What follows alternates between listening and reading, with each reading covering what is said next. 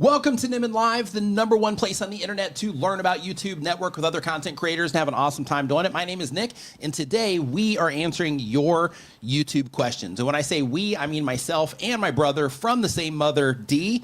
D, what's going on? Welcome to 2026. Happy New Year, everybody. Live stream of 2026. Happy New Year. First live stream of 2026. We were hoping that maybe we would come out here with like a new stream, new setup, new studio, but we have been a little bit occupied and that didn't happen. Yep. We might get into that later this year. Maybe. He's been on me. How was your New Year? What did you do? I'll let you know what we did. It was really exciting. Let's hear it.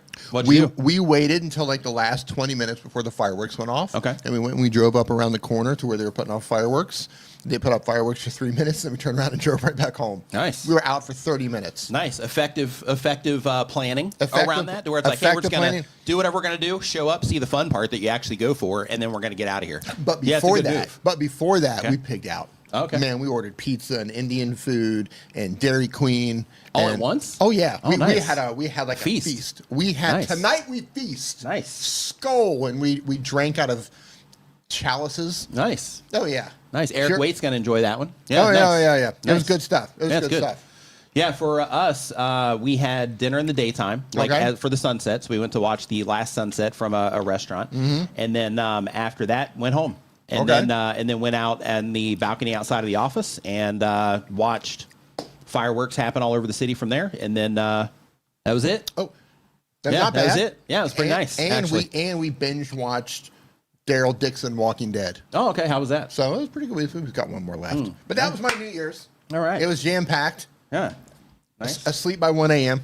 Nice. Yeah. Amy says DQ with Indian food. Yeah, I'm feeling the same vibe. Yeah, I was thinking to myself, like, they did all that in like one swing. Like, you have all these delivery drivers showing up with all this stuff. You guys are just hanging out, driver after driver, just taking stuff in. That's how we roll. All right. That's good, though. Domino's Pizza, Indian food, Northern Indian food to be specific. Okay. And Dairy Queen, large Dairy Queen, buy one, get one free giant blizzards. Oh, nice. Yeah. Nice. It was a real nice evening. Sounds like it. It was a nice evening. Sounds like a fantastic evening. Yeah, it was fantastic. But yeah, super excited to be here in 2026. Super excited to get into the YouTube questions today. So if this is your first time here, I do want to let you know that there is let me just tell you how it all works. So we answer questions during this live stream to help you uncover things about YouTube or to add clarity to what it is that you're doing on YouTube. We give you feedback on your YouTube channel, on your thumbnails if you want it, whatever the thing is. We do that here during this stream, as well as just sit here and kind of riff amongst ourselves. So if there is anything it is that you're trying to figure out about YouTube, or anything that you are trying to navigate, so to speak, I'm going to drop a link right here into the chat, and you can go ahead and just put your question into that form. If you are watching this from somewhere else, let's say that you're watching this from LinkedIn or over on X, if you go to nicknimmon.com/ask. I need to just make a thing for this. Yeah. Go to nicknimmon.com/ask, and it's going to redirect you to the form that we are taking the questions from, and you can go ahead and get your question into there. Hey, if you are watching this on the replay, I also do want to let you know that we put timestamps down in the description once this is all finished. So if you want to see the questions that were answered during the stream, or then you can use those timestamps, or you can just sit back and listen. You can learn a whole bunch of stuff about YouTube along the way. So with all of that stuff out of the way, I do want to let you know, if you are one of the people that have enrolled in TuberSchool, keep an eye out for an email tomorrow that's going to be giving you access to the actual school. Our first call is going to be Monday at 11 a.m. Eastern. If you can't make that call, the replay is going to be available, and we'll catch up on another call, because we'll be doing it at different times.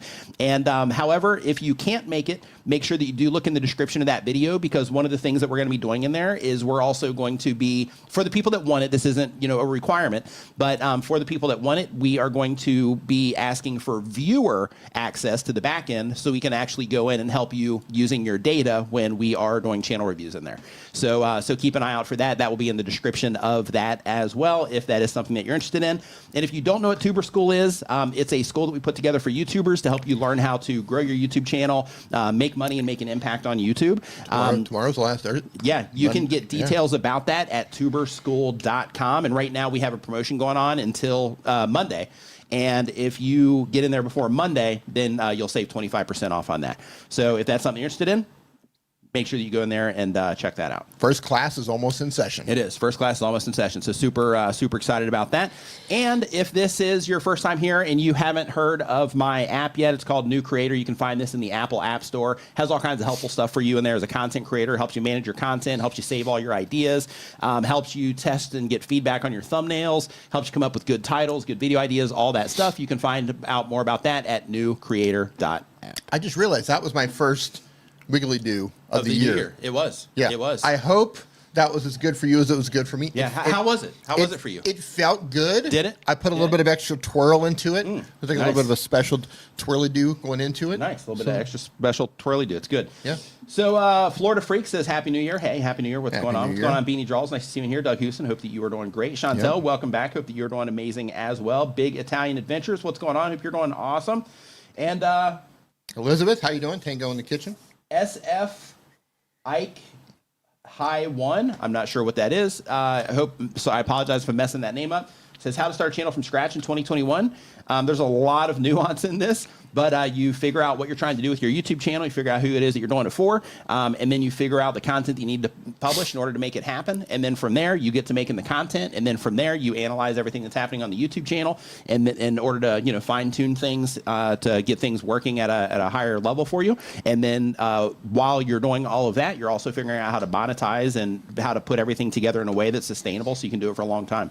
So that's the nutshell version. If we were actually talking about it, we could talk about it for the next 3 days straight without sleep in terms of all the different things. But that's it in a nutshell. I've got tons of free content on my channel that can help you. That'll help you understand all that. While stuff we're waiting for some questions to come in, I'm curious because it's a great question, right? You need to figure out why you're on YouTube. Yeah. I'm curious for you in the chat. Just type in a simple yes or no. And Bobby Loads, I've got your question in here too. So we'll be getting into the actual questions here in just a minute. I'm curious how many people watching right now do not have a YouTube channel right now. If you do not have a YouTube channel yet. Yeah, like who's starting it for 2026? Yeah. Who's coming into 2026 hot without a YouTube channel? Yeah. Just say me. Type in yes, that's me, or no. I know a lot of you in here have YouTube channels, but I'd say there's strong majority. Strong majority. But there's always one or two, maybe 3 or 4. So Bobby Loads is our first question today. They do daily content. They've been on YouTube for a year or more. They do trucking content. That's cool. Awesome. Goal of the channel is to make money. And the question is, you briefly looked at last time at the end of the show, took your advice on thumbnails with just like a little deeper dive into what else I can do to grow it faster. So let's take a look at what it is that you are doing here. Give me just a second. Un momento. Valentine Station. Oh, look at you speaking Venezuelan over there. Yep. Oh, yeah, right. Oh, man. Okay, so let's go ahead and get this up on the... Oh, wait a minute. That's not right. Hold on. Here we go. This is the right one. I pulled up the other one there. You got them? Are you actually put them on the screen? Yep, going to right here in just a moment. Let's go. Hello from Colorado. I know a guy bicycles. Okay, good. So you got the trucks in there now. That's good. Are you gonna show strong them? focus on the trucks. I don't see them. Give me 1 second. All right, well, I don't have time. It's Okay, there we go. 2026, man. We don't have time for seconds. We don't have time for this stuff yet. Yeah, so right out of the gate, you definitely have more truck imagery in here. I believe that you have made that change because I remember looking at you. I remember, like you being in the thumbnail. I remember all that. I don't remember exactly what I said, but you definitely are making it easier for people to identify that this has something to do with trucks. One thing that I would recommend, though, when it comes to your thumbnails is that if you look at these in small sizes, you can still kind of see the truck in there. You're kind of getting in the way. So one thing that I would do is I would just A/B test these. So I know that you are in here and you're wanting to put yourself in the thumbnail, which is perfectly fine. That's common on YouTube. But one thing that I would also do, if you're not doing it yet, is just make sure that you're A/B testing these and A/B test it with you. Have a version with you in the thumbnail and a version without you in the thumbnail. I would also experiment with the different text on here, since you're using the text to kind of carry a lot of the weight here.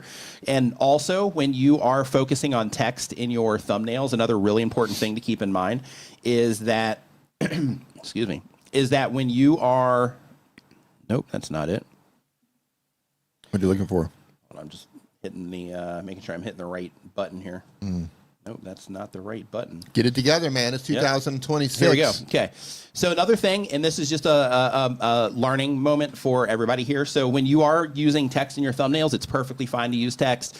But one thing that you want to do is you want to make sure that you are focusing on the things that matter the most to the viewer. Like that's the big thing that you should always be thinking about is when you're putting thumbnails together, you want to make sure that you're always thinking about what exactly about this thumbnail is going to stand out to my target viewer with this. And right now you have the emphasis on $5 in ruin, where you should put trucking as one of the highlights there instead of the word ruin, right? So I get the idea that you're trying to put emphasis on like, hey, this is going to ruin your stuff. I get it. But again, this is about recognition at a glance. So because of that, you want truckers to be able to just instantly see the word trucking and have that stand out to them in addition to the truck imagery that you're using. But I think it's good, though, that you are using the truck imagery and all of that. That's all fantastic. So definitely good. Bobby, you're really good at laying out the text on your text looks great. Yeah, you have a good font choice, like all that stuff. It looks great. Great font choice, great balance when it comes to your text on that. Looks really good. So another thing here, I'm just going to take a gander because you said that you're doing this to make money. So I'm just going to take a quick look at things. So one thing that I would recommend is right now your video, this last video anyway. Let me see if they're all like this. Okay, yeah, 6 minutes, 5 minutes, 5 minutes. Yeah, I would experiment with some longer videos too and see if you, notice a response in them. And one thing that you want to think about when you are thinking about this is you want to think about, okay, if I'm trying to reach truckers, where would truckers be watching this? So is this something that they're listening to while they're driving? Is this something that they're watching when they're hanging out, in a cab, like, in the middle of a trip or something? Is this something that they're watching when they're back home? Those sorts of things, so that you can make content that is appropriate for that experience that they might be having. And if it is something they might be listening to in the background, then I would encourage you to make it longer, because then they can just turn it on and listen to it. Instead of having to, watch it unless watching is required. And then that would give you an offering for them to where they could, you could be in their ears and in their mind while they're driving around, which is also cool. But I would experiment with that and just see if they find value in that as well, if you haven't already. And when you are, because you're talking about money, I'm hopping into your video description here and I'm just taking a look. And it looks like that you are not doing anything here to make money outside of maybe vidIQ's affiliate program. So one thing to keep in mind when it comes to this sort of thing is it's cool that you're like, hey, I can make money from this, so let me, try to make money from it. But the downside is the amount of truckers that are interacting with your channel that are going to care what vidIQ is going to be extremely low, right? So if you were in my situation where you are in front of content creators, this is highly appropriate. And because of that, the possibility of you getting a lot of, clicks through that is going to be extremely high because you're in front of the right people, right? In your case, and again, I'm going over this because you're talking about, doing this, for the sake of, income. So because of that, when we're looking at this, instead of promoting vidIQ, or you can have them in there too if you want, but one thing that I would do is I would start looking around for trucking affiliate programs and things that you can bring attention to for truckers, so that when they are interacting with your content, you can have things that are more relevant to them. What do truckers need? I don't know. I have no idea. So, I would guess a CB, right? Going on like old movies. Yeah, maybe a CB. Yeah, I don't know. I don't know what truckers need. I don't know. To get a new Peter, Mauga horn. One of those. To get a new Peterbilt, as the old joke goes. Oh, that's what that was. You were setting up a joke. Yeah. Okay, there you got go. Got it. It's 2026, people. Yeah, get on that. Yeah. All right. So yeah, but I've been holding the Peterbilt joke for many years, waiting for the finally let it out. And I didn't even catch it. Waiting for the ideal situation to come out with the Peterbilt joke. Yeah, it's good. Yeah, wheels. Haven't heard that one since high school, but it's good. Here we are. It's good. Here we are. Yep. You had that moment just now. Yep. Been waiting your whole life. That was it. Have a good one. Yep. I'm out. But yeah, so what you want to do when you're trying to make money on YouTube is you want to make sure that you are providing things that are good for the people that you're in front of. And in your case, you are in front of truckers. So what you want to do is you want to start putting together things that are valuable to truckers. Yep. So one way that you can do this, and you can see this in demonstration in my description right now. So you'll see if you go into my description right now, I have some things that we're trying to bring attention to that are, priority things. And then once you get past that, then I have the form, where you can ask questions. And then underneath that, I have it says something along the lines of, other tools and services we recommend or whatever. And with that, we have some of our stuff in there. We also have, things for sponsors in there. We have links that are affiliate links down there. And the whole thing with that particular area is I can just copy and paste that particular block into every single video. And everything in there is stuff that I consistently recommend, so it's all going to be a good fit for anybody that happens to go down there. So the idea here is to, when you're trying to make money off of YouTube, which is what you said the goal is here, is to make sure that you are bringing attention to things that truckers are likely to buy. So if you haven't yet, Walmart has an affiliate program. I know Amazon has an affiliate program, obviously. So I would try signing up for programs like that. And then what you want to do is you want to put together a list, just like my list that I have in my description, of the must-have things for truckers. And with that, let people know that you have that down there so that you're spreading awareness about it, because some people go into your descriptions. A lot of people won't unless you let them know that stuff is down there. So because of that, just spread awareness in your content that you do have stuff down in the video description. You can do it with a graphic. You can tell people whatever the thing is. Just let people know that you have stuff down there. And then just get that list together of must-have, items for truckers or convenience items for truckers or whatever it is, so that they're all relevant to the audience that you're actually in front of. And then by doing that, that also gives you additional opportunities as well, because as you start sending truckers through those links, if you're doing something with like Walmart or Amazon, this isn't going to happen. But if you do connect with individual products that have affiliate programs attached, kind of like vidIQ has, then in that case, they'll start noticing, hey, this person's sending us some signups. And then that also gives you the opportunity for sponsorships and things like that down the road. So because of that, I would definitely get that description together right away and start making sure that you are, putting the right things in front of the audience that you have, instead of, trying to shoehorn something in that has a really low probability of getting a response. Yeah, I just want to add something. I mean, you know your audience and you know who they are, but just make sure that the people watching your videos are actual truckers and not aspiring truckers. Right. Because that might... Yeah, right. Totally. Because if you have aspiring truckers that are primarily your audience... By looking at the topics, I think he's talking to, like actual, people that are trucking right now. But Well, make sure. That's what I'm saying. Yeah, totally. Make sure you know who's watching your videos. So you can adjust accordingly. And that can also dictate what you could try to sell as well. Yep. And he just dropped a super chat. Thank you. I did longer videos. My retention was 2 to 3 minutes. So now I'm trying to do 5 to 6 minutes to test. And it's kind of working because now I'm at 45 to 50%. Nice. Yeah, other things too is thinking about what you're offering. Like, and I know you have your plan already in place, but just some food for thought here. And let me just see if you're going it. Okay, yeah, you are. You're doing like a trucking podcast here. How long is this? 2 hours and 17. Okay, yeah, great. So you're on these live streams so they can listen to those. That's fantastic. That's what I was looking for, to see if you had like a long offering for them so that you can start to be a resource for them. Just because they spend so much time in the truck, that if you can offer some longer stuff like that to where you can be in their ear all the time, that'd be absolutely fantastic. But you're doing that already, which is great. There you go. Hey, Creator Classroom, how you doing? We're doing well in 2026 so far. Absolutely, we are. Yep. 3 days in.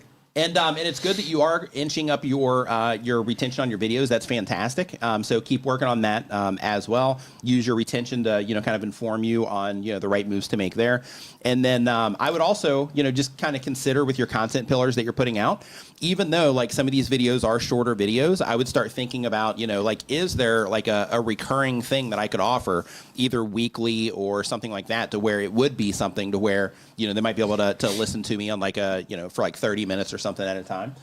So then that way it gives them a chance to engage with you for those longer periods of time without having to commit to a 2-hour live stream. So, but I like that you're doing the live streams too. But I'm just saying, I would definitely consider that. Let's see here. So next up on the list, let's see if we have any additional ones. We do. you're gonna have to stay hydrated today. Yeah. A little bit of a sore throat. How do you get a channel review from you guys? So we have a link down in the form below. It's not guaranteed that we're going to look at your channel, but if you have a question to ask, They get it in now, we will. Yeah, if you have, there you go. You can go to nimming.com/ask. Yep. Put your question in there. Make sure you link to your channel. We don't pull up every channel, but we kind of randomly go through them. So really quick, Thunderblade says, I'm coming back from a 3-year hiatus. Wish me luck. Happy 2026, everyone. Happy 2026 to you as well. Welcome back. Thunderblade is back, YouTube. ladies and gentlemen. Thunderblade is officially back. Yep, everybody, just take note. Thunderblade is back. 2026 is the year for Thunderblade. Thunderblade is back. Yeah, welcome back to the creator side of YouTube Thunderblade. Yeah, just remember, just move with intention, right? From your 3-year hiatus, move with intention, try to improve with everything it is that you're doing. Be intentional about, all the decisions that you're making. Get super clear on who it is that you're trying to reach. All those things super important so that you can make the most out of this return that you have that you've made. Return to that's the most Marvel sounding name. It is pretty Marvel. It is. Right? It is. Yeah. Yeah, you're going to make it, man. You just got to keep trying. With a name like Thunderblade, there's no How way. can you not? There's no way you can fail with a name like Thunderblade. You just have to keep trying. Love it. Yep. China Joe Carroll, hope you are doing great. Welcome to the stream. Bearded IT, thank you. Just glad to see you guys. Keep up the amazing work. Glad to see you as well. Hope you're doing awesome. All right. So number 2 here, we've got Switch Gaming is the name of the channel. That was such a weird number 2. They upload every other day. Number 2. They've been on YouTube for a year or more. They have a live streaming gaming channel. The goal of their channel is also to make money. And the question is, please review the video section. How are my thumbnails? Is my view count normal, below normal, above normal? What can I do to improve? So first, before I pull up your channel, when it comes to YouTube, don't think, is my stuff normal? If you're trying to make improvements, you're trying to grow the channel, and you're trying to get the most out of YouTube as you can, don't think about, is it normal? Think about, are things increasing compared to what it was last month? Is my retention getting better? Am I able to get people to click a little bit more? Is my presentation getting smoother? Is my channel growing at all? Do I have returning viewers coming back to the channel? Those types of things. Like, focus on those things more than is what I'm doing normal, because there's every possible variable on YouTube. I'm sure not every possible, but there's a lot of variables on YouTube. There's a lot of them. And normal isn't really a thing. No. But let's take a look at what it is that you're doing. Build and Fix with Mooney, thank you for the super chat. You, appreciate it. Happy New Year to you as well. Scott Dunn says, Nick, who is the guy sitting with you? I'm Nick's father. Nice to meet you. I feel here. like Luke Skywalker now. I'm here keeping him in check. No, I'm his older brother. The older bro. Hey, Jason Stallworth, how you doing, my man? Happy New Year to you. Okay, Open Air Outdoors, Happy New Year. So let's see here. Who are we pulling up? So we've got a link to your channel, which is Switch Gaming. So let's go to that one. Yeah, isn't it? And the feedback here was, please review the live video section. How are my thumbnails? Let's take a look. See what you got going on. Here we go. See what you got going on. Yes, we're see getting what's happening. Yep.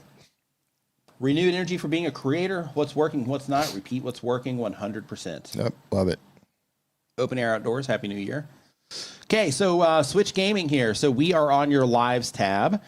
So Frenzy Rules, Mario. So love that you're putting the Mario, logo up here. You've got some clear Mario imagery here in the background, which is great. Same here with all of these.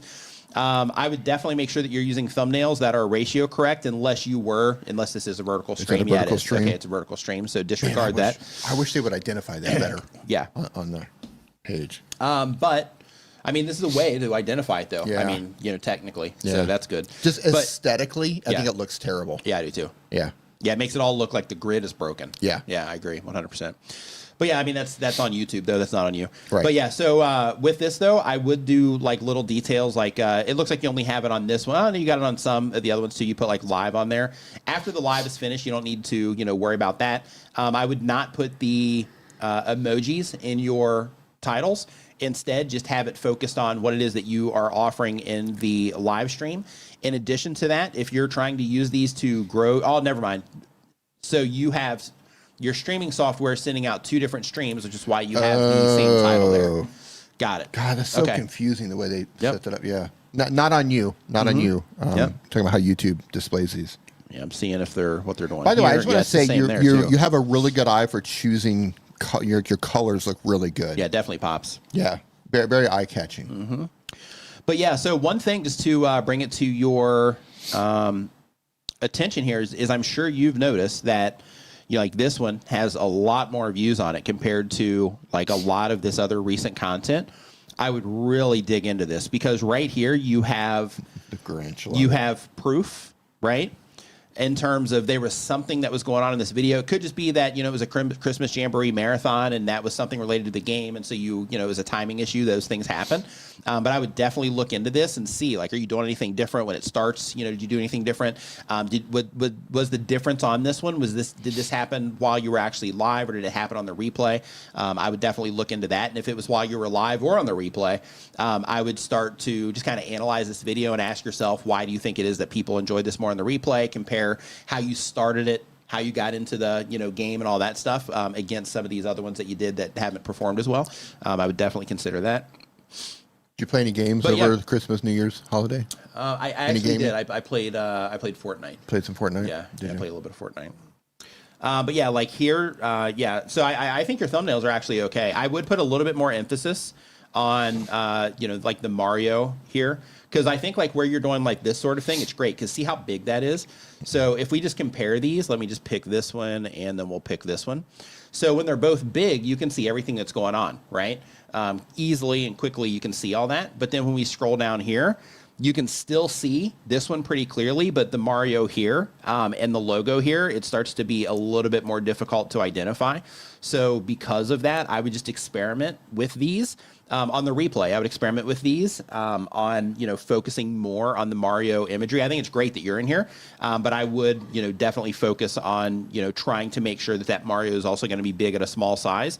Because when YouTube shows these to people in some places on YouTube, it's going to be hard for them to know that this is about something they care about. So I would definitely make sure that you are doing that. But overall, like Dee was saying, like, the colors that you're using are great, all of that stuff. You are putting a big, strong emphasis on the, Mario characters, which is great.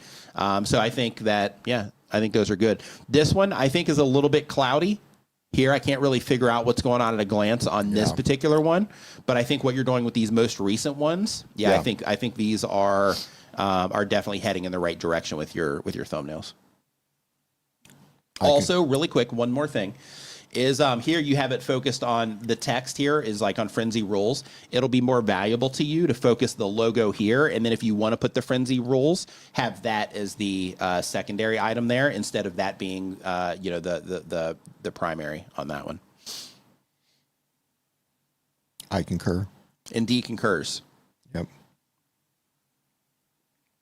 And really quick, I'm gonna bring this up too, just to show you. Okay. So this is the comparison channel that he put in here. Okay. And if we look at this one, right, you can see here how they have strongly emphasized the character itself. Oh yeah. Right. Like if we look at this one, huge. Yeah. Look at that Animal Crossing one. How it's just a total emphasis on the character. Oh, there it is. Yeah. Here, if we look at this one, the characters are the star of the show here. Yeah. More than the content creator. Yeah. Right. Yeah. Same exact thing here. If we go, let's see what happens in their live stream. That would have. Yeah. Right here too. Look at that. Wow. Right. That tells me that I would, if this were my channel or the other one were my channel, I would test focusing everything on the characters. Yeah. And see if my audience responded any differently to that. That by that I mean by taking yourself out of the thumbnail for a while and testing that to see if it makes any difference. It might not. Hard to say, but yeah. So if you look at this difference right here, right? Like, I mean, he's got some with him in here too that have also done well. But like, if you look at how he's changed his focus, yeah, those are like this. Wow, it's like okay, simple, like, simple, clear, grabs attention. Here, simple, clear, grabs attention. This one's a little bit messy, but it's still grabs attention. But there's like the online demo event. I don't think that's needed. But yeah, like making the character there a little bit bigger, that kind of stuff would be helpful there. But yeah, I would follow this kind of lead. The only thing that I wouldn't follow here is how he has the numbers on the content. because you can see here it doesn't matter. We have number 2 and number 3, and number 3 has less views than number 2, which means those number 2 people aren't necessarily carrying over. And then same thing here, and then basically it just drops as the numbers get bigger, with the exception of here. It looks like it's starting to increase again. So because of that, if you are going to follow his lead here, I would do it without the numbers attached to it.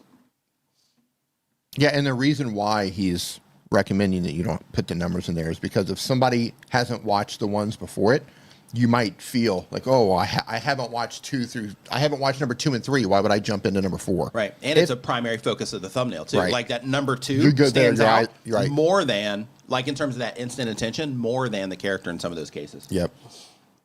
Focus. Mm-hmm.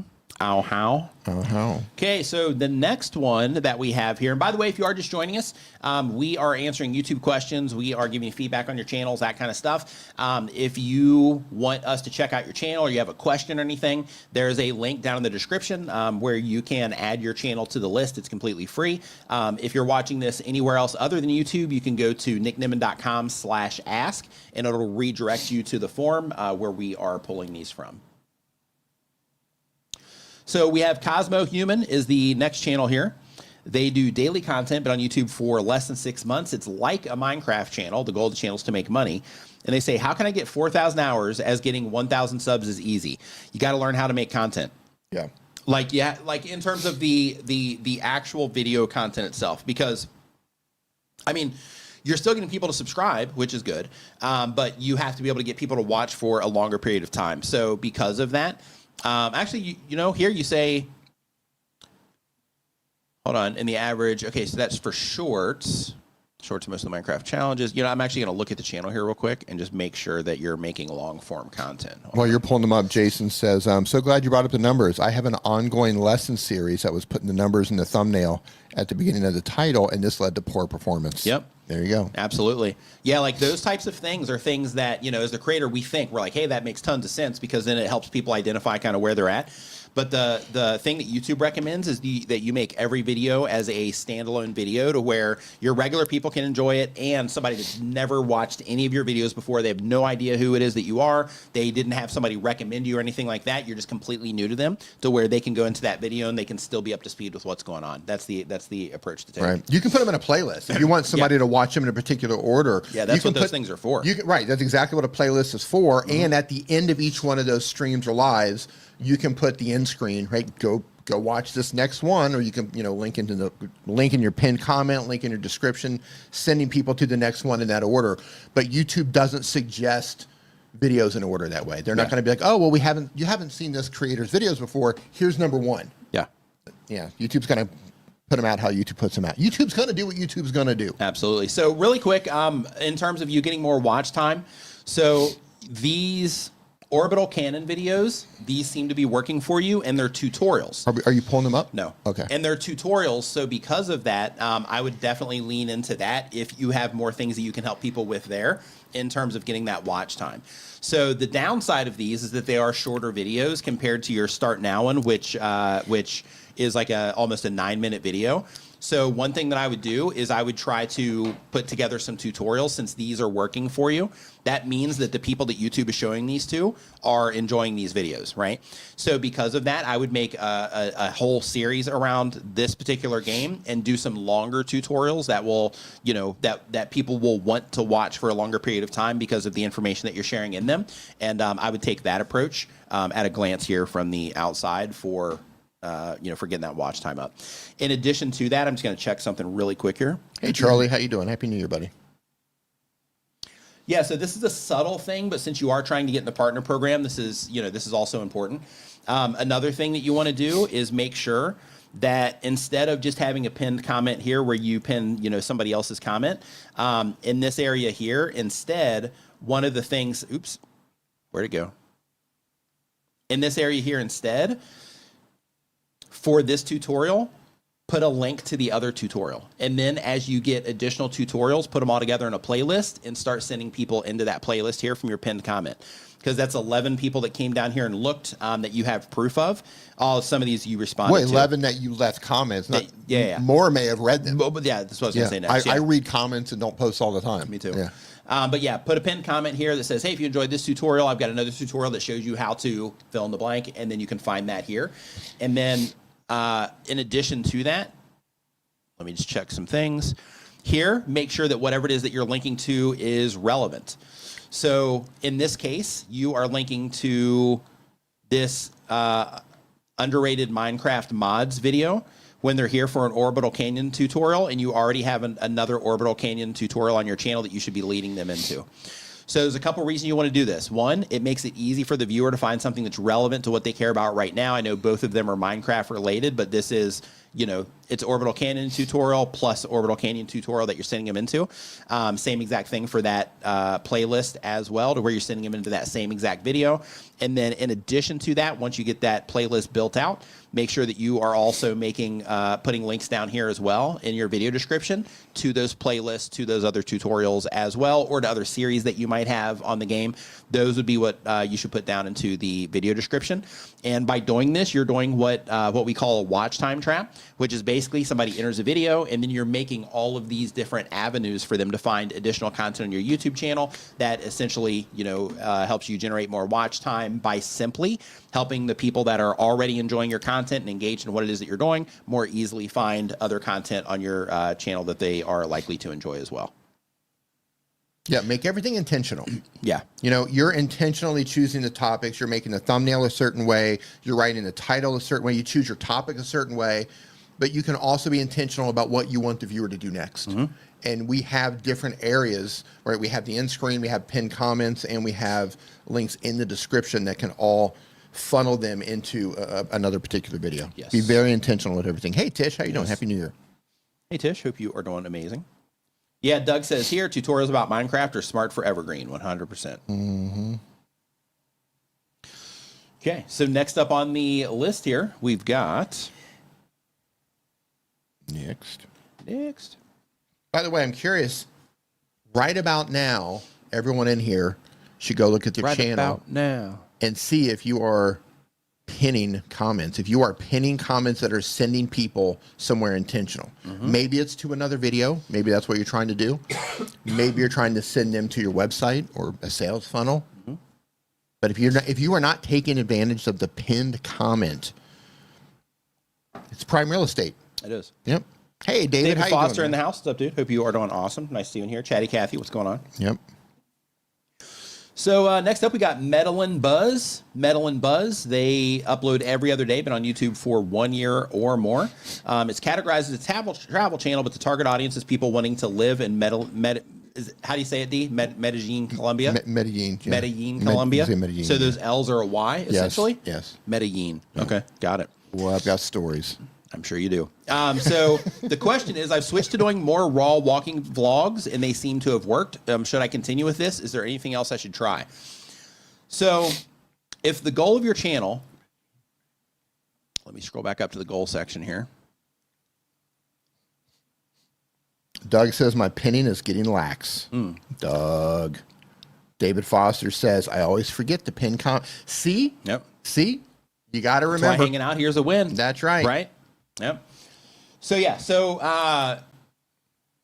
if the goal of the channel is to make money, I'm not sure exactly how you are, making money with the channel, but if the goal of the channel is to make money and people are responding better to your vlog walking content, and if that's content that you enjoy making and you want to keep making, then yeah, I mean, those types of things are a win. That's one of the fun things about experimentation on YouTube is, like a lot of content creators, and I've, been in the same situation where, you're making a certain type of content and like you're doing it like this, and then you're like, oh, let me try this. And then you try that, and then people are like, wow, this is great. Give us more of that. Yeah. And then next thing you know, everything is amazing. So if you found that thing that people enjoy from you and you enjoy it, then for the sake of ad revenue, then I would lean into it. But because your goal is to make money, I would also think about, as I build this audience up, how exactly is it that I'm going to make money from this. So you can make money through ads, of course. I see that you have a shirt. Excuse me. You okay over there? Yeah, I drank that coffee too fast.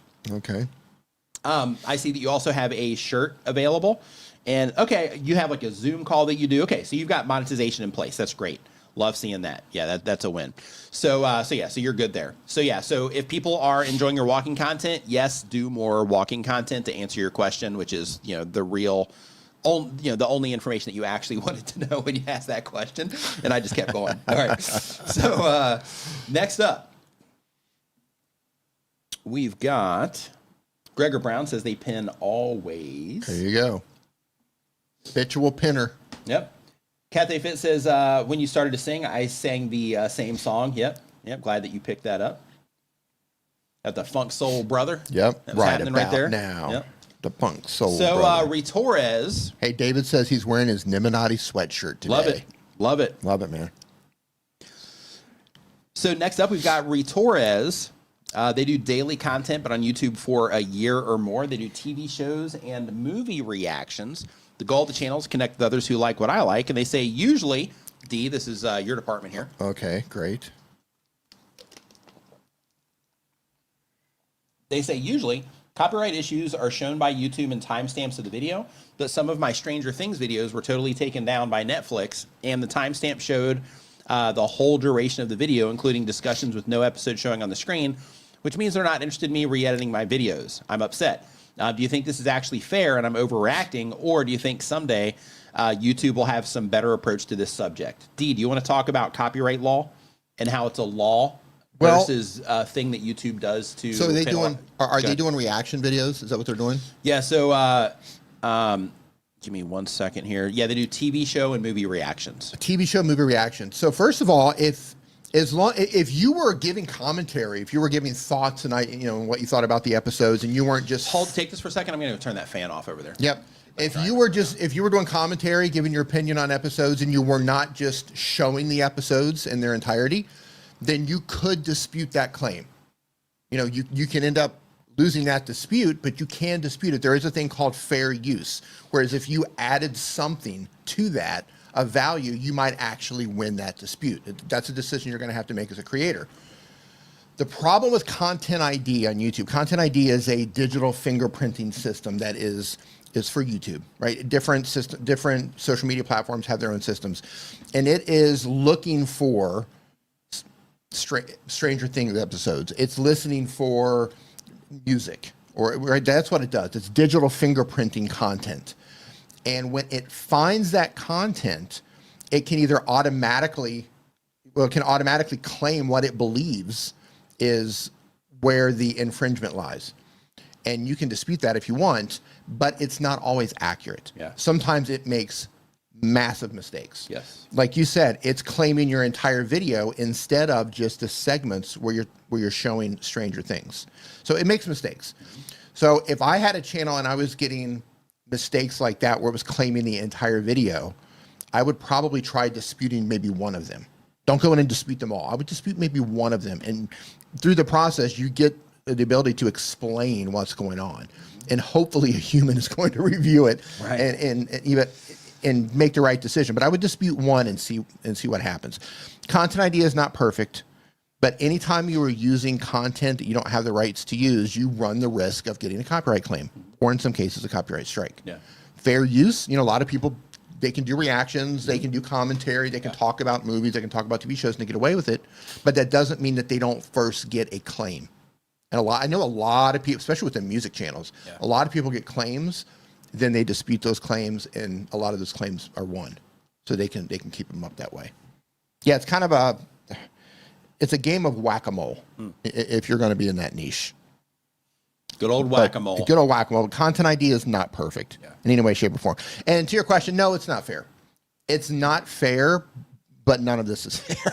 I mean, welcome to life. Not that it's fair that we do, but that's their system. That's the game that we're playing. They set the rules, and you have to understand that, if you're going to make that type of content, that's what you have to deal with. Yep. But you can dispute it. Yep. But I wouldn't go dispute them all. I would dispute one and see what happens. Yep. Dispute one. So next up on our list here, we have Cafe Arts. And by the way, if you are just joining the stream, we're answering YouTube questions, giving you feedback on your channel, those types of things. So if you're interested in that, we have a form down in the description. It's free to participate. You just put your question down there, or you put the links to your channel, whatever. But you can find that information down there. If you are watching this on another platform, then you can go to nickniman.com/ask, and it's going to redirect you to the same form. Yeah, I also want to add that when the claimant claims your video, all they are doing is taking the monetization off of that video. So if you're not monetized, doesn't even matter. You don't have to do anything if you don't want to. But if you are monetized and you're losing a few dollars off of that, like I don't know how much money you're losing from that, but if it's worth fighting, then you can try to fight it. Yeah. You might be in a situation where it's just not worth fighting. To where, maybe, I don't know, maybe your video made $10 or no money at all. And if that's the case, it's probably not worth the hassle. Yeah. So you have to think about where you put your effort, where you put your time, where you let these things pile up and bother you. But if you're not making any money on it, like I'm not looking at your channel, so I don't know what kind of views you're getting or if you're even monetized. But if it's something to where you're not making a lot of money or it's not going to really affect your channel, hey, really quick, I wouldn't worry about it. So Rip Zone Football Cards here says that right now we've got 100+ people watching and only 44 likes on this video. Oh, so if you're watching this right now, make sure you hit the thumbs up button so we can get those likes up here on this video as well. It's 2026. Right, You're give us coming a thumbs up for the new year at least. Yeah. Yeah. Week on the thumbs up. Yeah. Come on, it's 2026. Yeah. Come in with some 2026 thumbs up love or go home. So next up we have Cathay Arts. Cathay Arts does she uploads uploads one time per week or more. She's been on YouTube for a year or more. The goal of the channel is to be a full-time content creator, and the question is, she streams Friday night at 9:20ish p.m., but me, Beanie, okay, so Beanie submitted this, being Australian, makes it Saturday 1:30 p.m., and we've been considering changing it to the next day. Are there any data-driven analytics to be looking at for outside of views that can help indicate whether one day is better for streaming than the other? I know there's a graph of when your audience is most active, but not everyone has that. Looking for sort of an A/B way to look at the data for streams from one day versus another to see which is more beneficial. Yeah. So if you have it, then that audience graph is the thing that you want to look at, because with that, what that does is that tells you like when people are online the most, and when you know when people are online the most, that's a great time to live stream because the most people are there that are interested in your content. So because of that, yeah, that's the one that you want to look at. Technically, you can look at views and all that, but there's so many different variables when it comes to that you have to do a lot of streams to like really nail that one down to figure that out. You can do that though if you wanted to, and just kind of track what does better. But that audience graph is definitely going to be the thing. In addition to that, also look at the demographics as well, and look to see where people are watching from. So, you might find that, a majority of the people that are hanging out are from where you are, or you might find the majority of people that are hanging out are from where she is.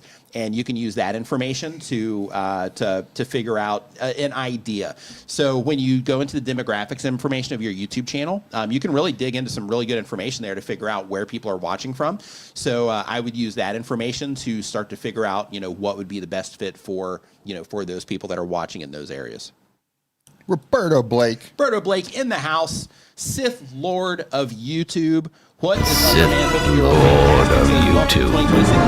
Roberto Blake. That's what I'm talking about. Roberto smashed the like button. Bet he did. Yeah, he did. He did. He did it coming in. Yep. Hey, really quick. Turbo John Racing says, when using purchase creator music from YouTube, what happens when the license expires? You have to get the license again. Yep. That's the problem. Yeah. So we made a. Okay, so the volume was really loud on the Sith Lord of YouTube thing that I just did for Roberto there. I think that's on my end. I'll turn that Sith down real quick. Lord of YouTube.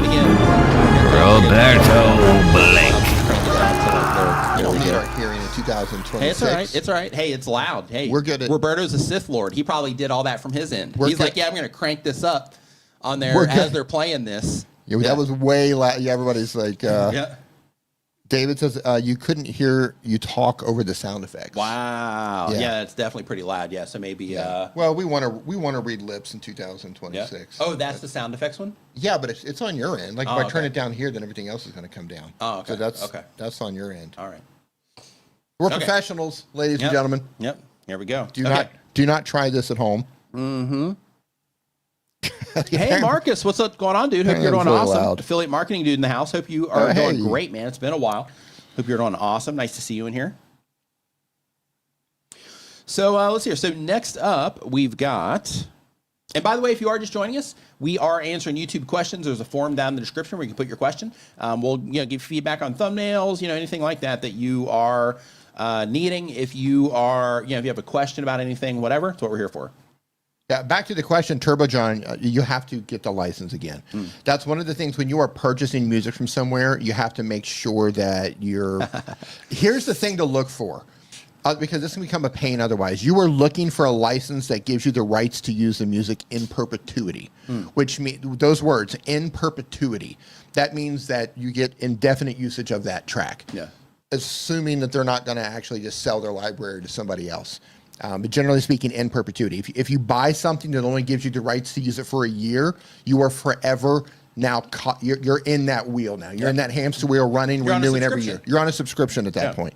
That's what they wanted. That's the play. That's the play. When they first dropped that feature, there's some cool stuff in there, but like when they first dropped that feature, I did I think it was like a 30 or 40 minute, maybe even an hour. Because basically I was doing news at that time.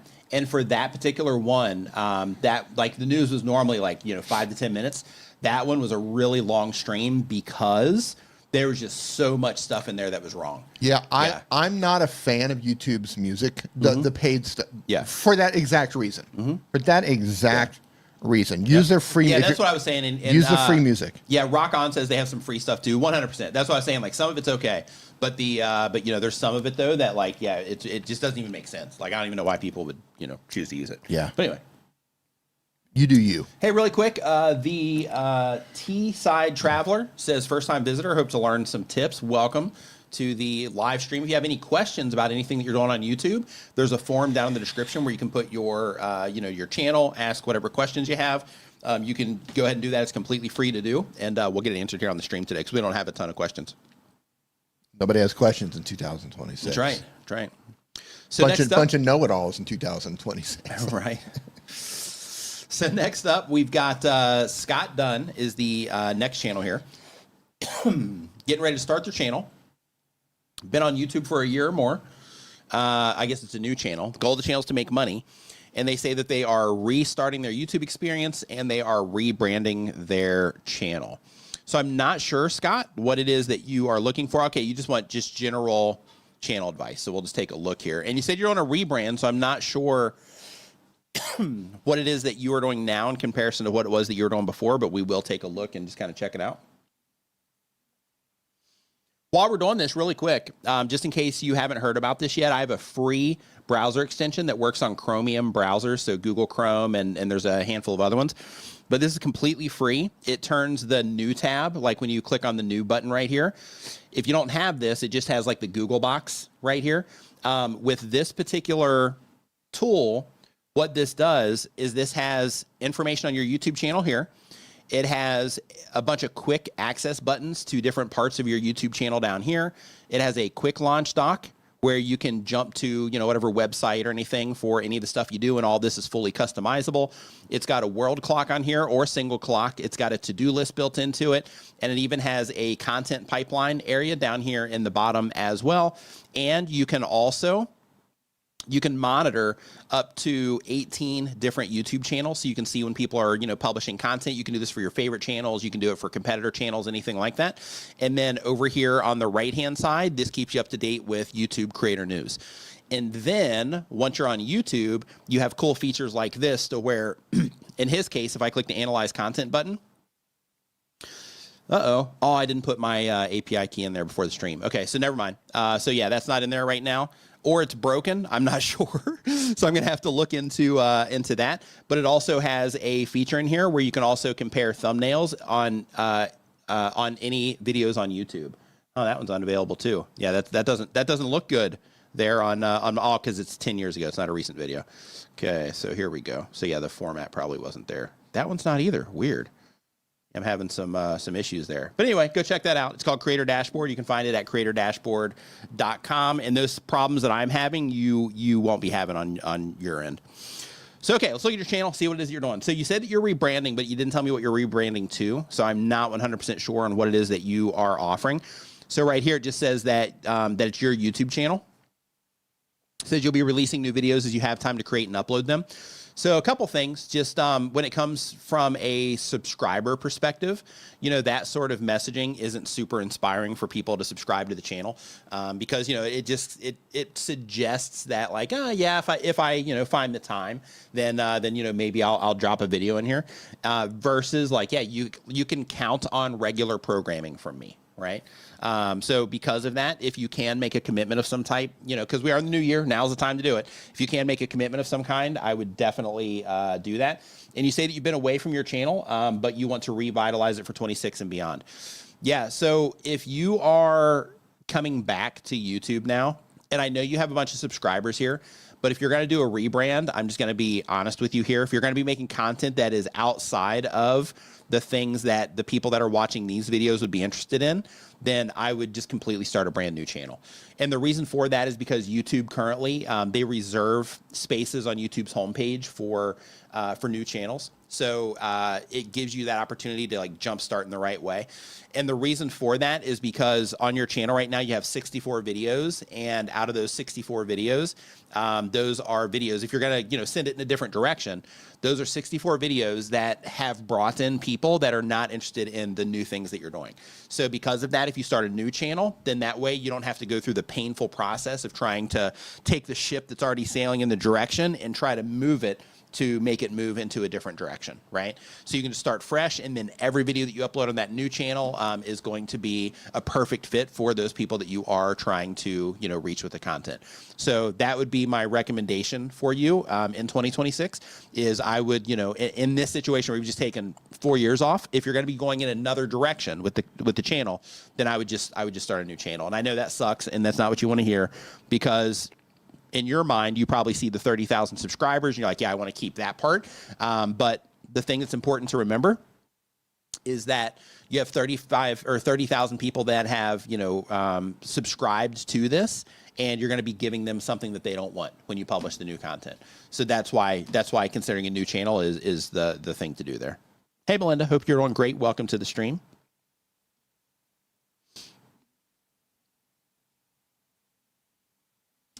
Really quick, the T-Side Traveler UK says, what do you think of vidIQ and TubeBuddy? I use both. Should I use your add-on instead? If so, how do I get the add-on? So the add-on's free. So mine doesn't do what vidIQ and TubeBuddy does. Mine is a completely different thing. So with mine, this is more about turning your new tab into something that you can actually use as a content creator.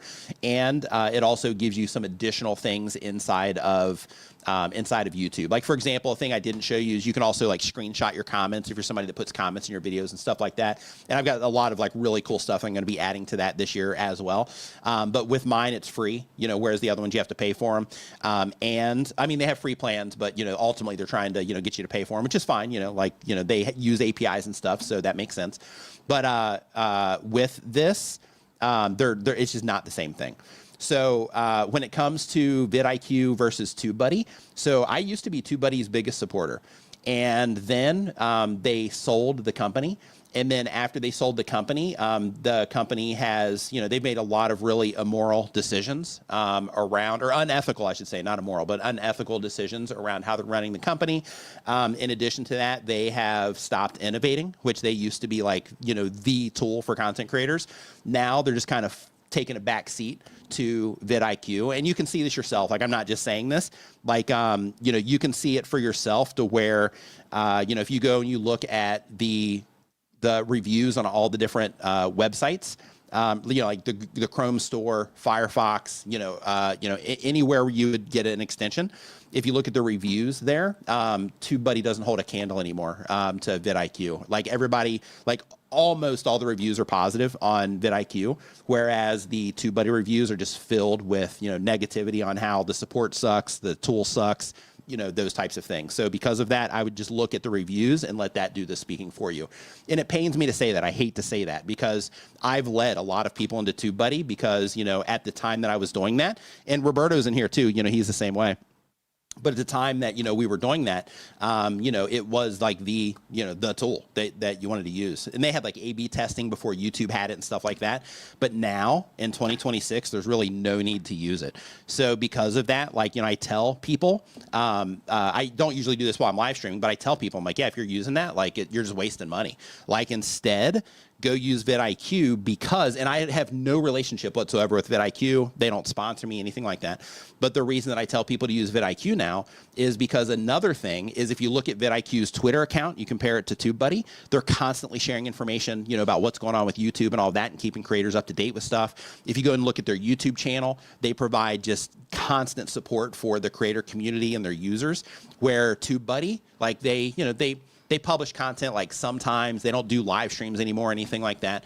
And they're not really trying to, help the community in any type of way. So because of that, for them, all they're doing is they're trying to, allegedly it looks like, however I would safely say that, it seems like they are, just, focusing on shareholders and stuff, where, vidIQ, they have to do that too, but they are still, supporting the creator community, as a scale, even if you're not a user.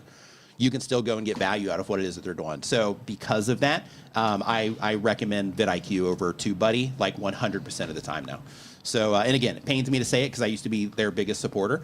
But in 2026, if you're using TubeBuddy, then yeah, you're doing the old way of doing stuff. Now it's time to move over to vidIQ or just not use any of them if you're TubeBuddy's fall off, and I used to be Team TubeBuddy all the way. Yeah, TubeBuddy's fall off should be studied. Yeah. I don't think it's sad. It's sad. It's really sad. I don't think there's been another company that's fallen off as hard as TubeBuddy. Right. Yeah, it's sad. It's sad.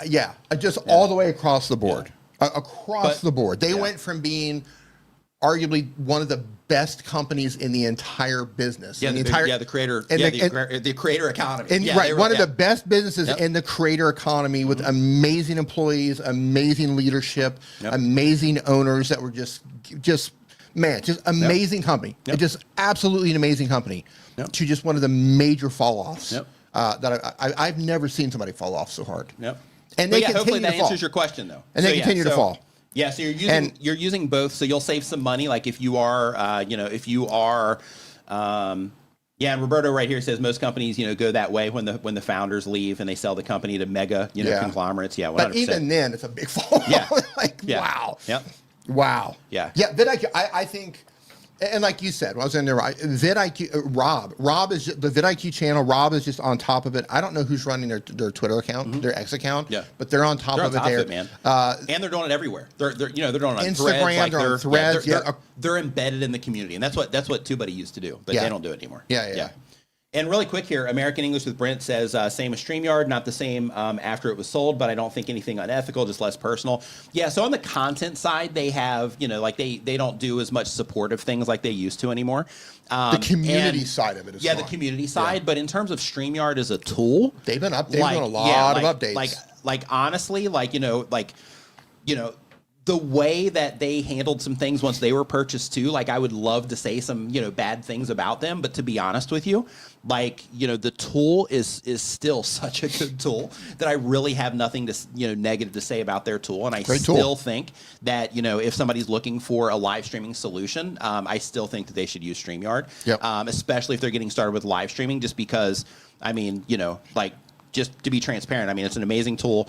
Almost every time you open it now, they have a thing that pops up and it's like, hey, we added this new feature. Hey, we added this. We added this. Yeah, and just as a user, right, of StreamYard, I'm like, oh, this is great. What do they have? Some of it, you're like, I'm never going to use that. But then other stuff, you're like, oh, scenes. Wow, this is cool. Yeah, let's start using that. So yeah, so right there with you on some of that. But in terms of the tool and the quality of the tool, yeah, in my opinion, I still think that they are knocking it out of the park. Yeah, they did raise their price. Tool. I think they're doing great. They did raise their price. I think it's significantly higher than it used to be. Yeah. But they're adding more features. Yeah. And I still think if you are new to streaming and you don't want software and you don't want to set up scenes. There's like, you know what? I just want to Just like wanna stream easy. Yeah, I just want the Yeah. easiest way to stream. I still think StreamYard is Yeah. probably one of the easiest Yeah, I agree. ways to do that. Yeah, Tech for Senior says yes, but the cost of StreamYard has tripled. Yeah, totally. Oh, it's triple. Totally. Yeah. Yeah. I didn't know. Like, I'm a paying subscriber of it, but I didn't notice the price increase just because it's been gradual or whatever. Yeah. But yeah. But Yeah. but here's the thing though, like if you In were my opinion, it's worth it for what we do. if you are streaming for fun, maybe it doesn't make sense. Yeah. Maybe Yeah. it doesn't justify the price. Right. But if you are streaming for Like it's part of what you do. right, Yeah. right. If you are treating YouTube or whatever you're streaming on as a business, and And you're trying writing that stuff off anyway. you're trying to build something, maybe you have products to sell, maybe you're educating people. This is the price we have to pay. I mean, you think about all the things we pay for. I don't know what all you pay for. I pay for God. right. So the Adobe subscription, I have the full suite of Adobe. I don't know what that costs these days, but it's whatever that is. That's almost $100, I think, or pretty close to it.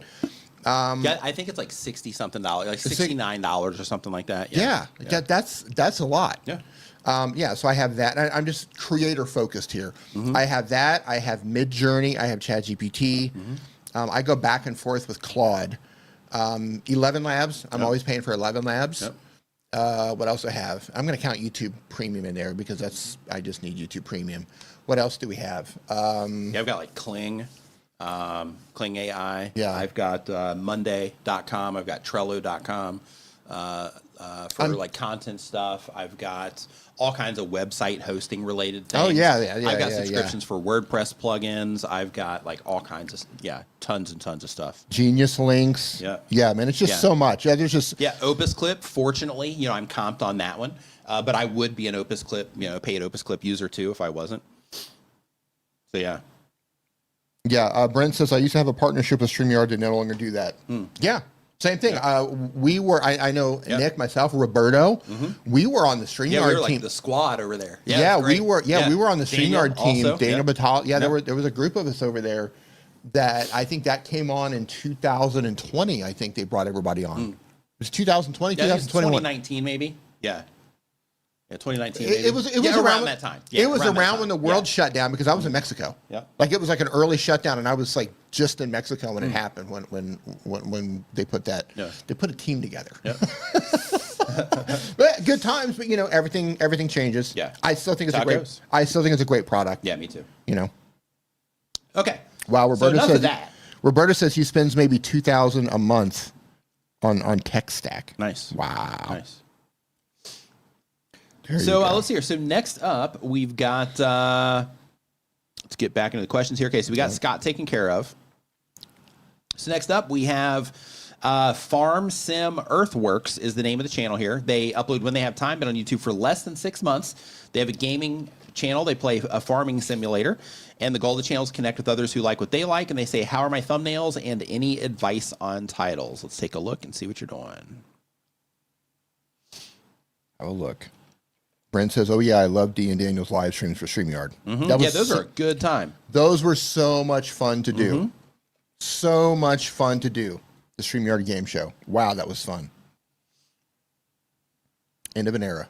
End of an era. Yep. You pulling somebody up? Yep. All right, here we go. You gonna make it to I the need like stream? a mute button. They sell those to where it would it would go like in the middle of this, like between this and that, where I could just hit it. That'd be great. I need to look into that. A Bluetooth mute button would be great. Yeah, Bluetooth or just a manual, because I've already got all this stuff here. So just like a little manual button I could hit, that'd be great. All right, so FarmSim Earthworks says they want feedback on their thumbnails and titles. So the very first is I would get the emojis out of your titles. Hey, really quick, does it even bother for this because you're showing a Oh, yeah, I forgot about that. Is that recording now? Has it been recording? on and off? Oh, okay, cool. Yeah, But yeah, will just you keep even it going. use it for this? Probably not. Yeah, Okay. yeah, probably not. All right. Yeah, I completely forgot about that just because we're not in that habit. Yeah, I just did a couple yeah, of glad them. that you've been Because doing you keep pulling the channels up, so Yeah. I'm like, I'm not Okay. sure. Yeah. So let's see here. So first, I would get the emojis out of your title. Those aren't doing anything for you. I would just remove those so that you can just focus on what matters for the viewer. FS25. What is FS25? Let's see if we click on this. We can get the information from the description. David said, "I'll help you set up that mute thing when I get there." Oh, perfect. Yes, David. Yes. Yeah, you know what to do with that? Is it a Bluetooth thing or like what is that? Yeah, that's great. Yes, David. Yes. So let's see here. What is FS25? Farm Simulator 25. Okay, so yeah, so that is needed in there. Okay, Bubba Gump Seafood Edition, Seafood Empire. Okay, so what you're doing right here with these videos is you are being informative, and that is, you know, it's a good start for what it is that you're doing, right? Where you're like, yeah, Bubba Gump Seafood Edition, Episode 2. So a couple things here first, just to address them. Remove the emojis from your title. They're not doing anything for you. Don't worry about the Episode 2. Don't worry about putting episode numbers on there. Your placement of the episode number is okay, but I just wouldn't even bother putting them in there right now or really at all, and just try to make each piece of content standalone.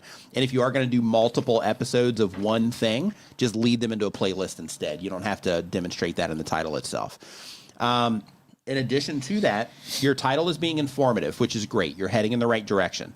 However, there's nothing about this that if this were to show up on a homepage, it would make somebody go, oh, I want to check this out, right? Oh, I need to check this out. The only thing that would make somebody be interested in this is if they did have enough interest in the Bubba Gump Seafood Edition and Seafood Empire thing to where they would just click on it just out of general curiosity. But there's nothing there that is compelling about this. So you're being informative, which is one way to get people to interact. So you're not wrong, but you can do it better, right? So what you want to start thinking about when you're writing your titles is you want to start asking yourself, okay, if this shows up on somebody's homepage that is interested in FarmSim Earthworks or Farm Simulator, whichever one that is, so the Earthworks is your channel. So if it's Farm Simulator, then in that case, what exactly about this would make them feel like, oh man, I need to check this out? Not just, oh, hey, this is a video about Farm Simulator, but I need to check this out. And the way that you do that can start at the video topic itself. And what I mean by that is when you are coming up with video ideas, instead of it just being a video to where you're just in there playing the game, try to think of something that you can do in each game that you can wrap the video concept around. So one of the things that you're going to hear on YouTube commonly is that the video idea carries a ton of weight, okay?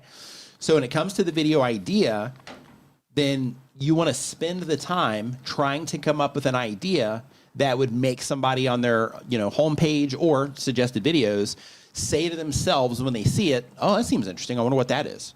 Oh, I got to check that out, right? For the people that are interested in this. So instead of just being informative, which is what it is that you're currently doing, and again, this isn't wrong, it can just be better, right? Instead of doing that, make everything around a very specific thing that you're trying to do. And then here you have starting a fresh empire with just $1 million. So yeah, this right here is more in alignment with that. And then produces lots of gold. And this just is like a question. Yeah, so even with things like this, right? You have this one here that did 2.3 thousand views. Another one here with 4.3 thousand views. Insane Louisiana map tour. Here you're putting like a really good offering there in terms of what it is, right? There's clear value attached to this particular one because you're doing like the map tour and you're calling it insane, which makes it, like, oh, well, I wonder what's insane about it, right? So with that, that one I think is a better fit. But with these up here, I think this one's heading in the right direction. It's just people didn't respond to it. But this one right here and, some of these other ones, I would definitely just work on the compelling nature of it. I mean, you only have a handful of videos here, but you're heading in the right direction. I want to just bring it to your attention real quick, just in case you're not, aware of this. But right now, on this video, you have 4.3 thousand views from 2 months ago. Up here, you have 2.3 thousand views from 2 months ago. Here, you've got 1,000 views from 3 months ago. And right now, even though, every video isn't hitting that mark, you have made videos that people enjoy. Down here, 3 months ago, 3.5 thousand views.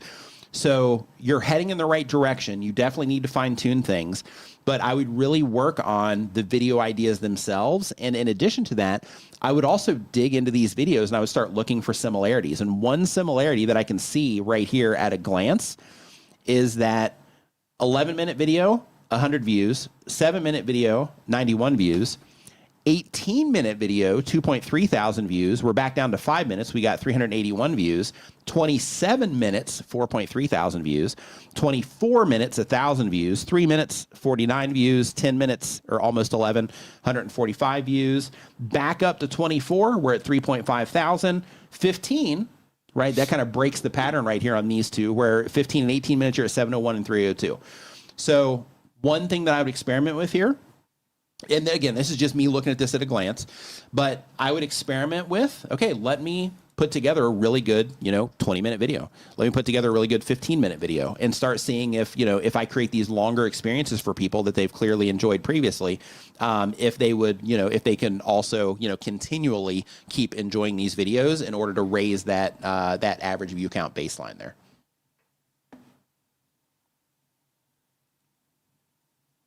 Next. Yep. So what are your thoughts on emojis on shorts versus long? I wouldn't use emojis at all in the titles. You don't like them? Nope. So like the only thing is like if you're live streaming and you want to put like a red dot on there or something like that just to bring that extra attention to it, sure. But on the replay though, I would take it off as soon as the stream's done.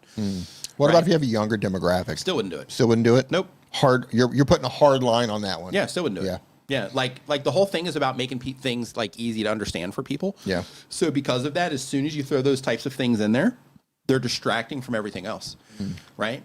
Like let your thumbnail do those types of things for you to where you don't need to use the emojis. It's one more thing to look at. Right. It's just one more thing to kind of pull your attention away from the thing that actually matters for the viewer. Let's see here. Next hard up. line drawn on that one. Yep.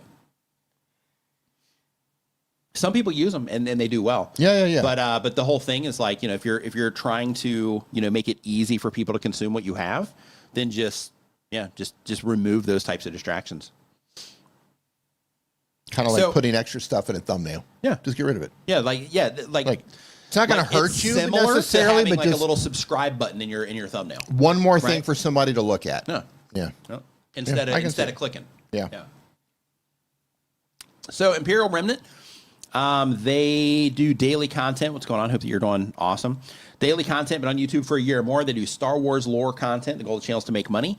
And the question is, does premiering a video for members and scheduling it to go public a week later hurt the potential initial growth? Does YouTube see the videos posted with only a handful of views for a week and then it's stale by the time it's public? No, that's not the issue. The issue is that when you go, when it does go live, that the people that have already watched it, if YouTube recommends it to them again, those people, probably won't click on it. And they're the people that are the most engaged and the most likely to actually click on it and enjoy it. So that's really the only thing that's working against you there. But when it goes public, like that's when things actually start counting on the video, like the member views, things like that, they don't really matter. So it's not hurting you in that way. But in terms of like, hey, I would love when I make this public for, the people that are engaged in my content to actually click on it. And then those stats to be public so that YouTube system can say, hey, your regular subscribers are enjoying this, content, helping to increase its reach in YouTube, right? So that's the, that's the idea with that. But it doesn't necessarily hurt you in terms of, like the back end of YouTube. It's more about the, those people not needing to respond to it if YouTube shows it to them. And really quick, Chatty Cathy says, I've thought of using a red dot or circle for live streams.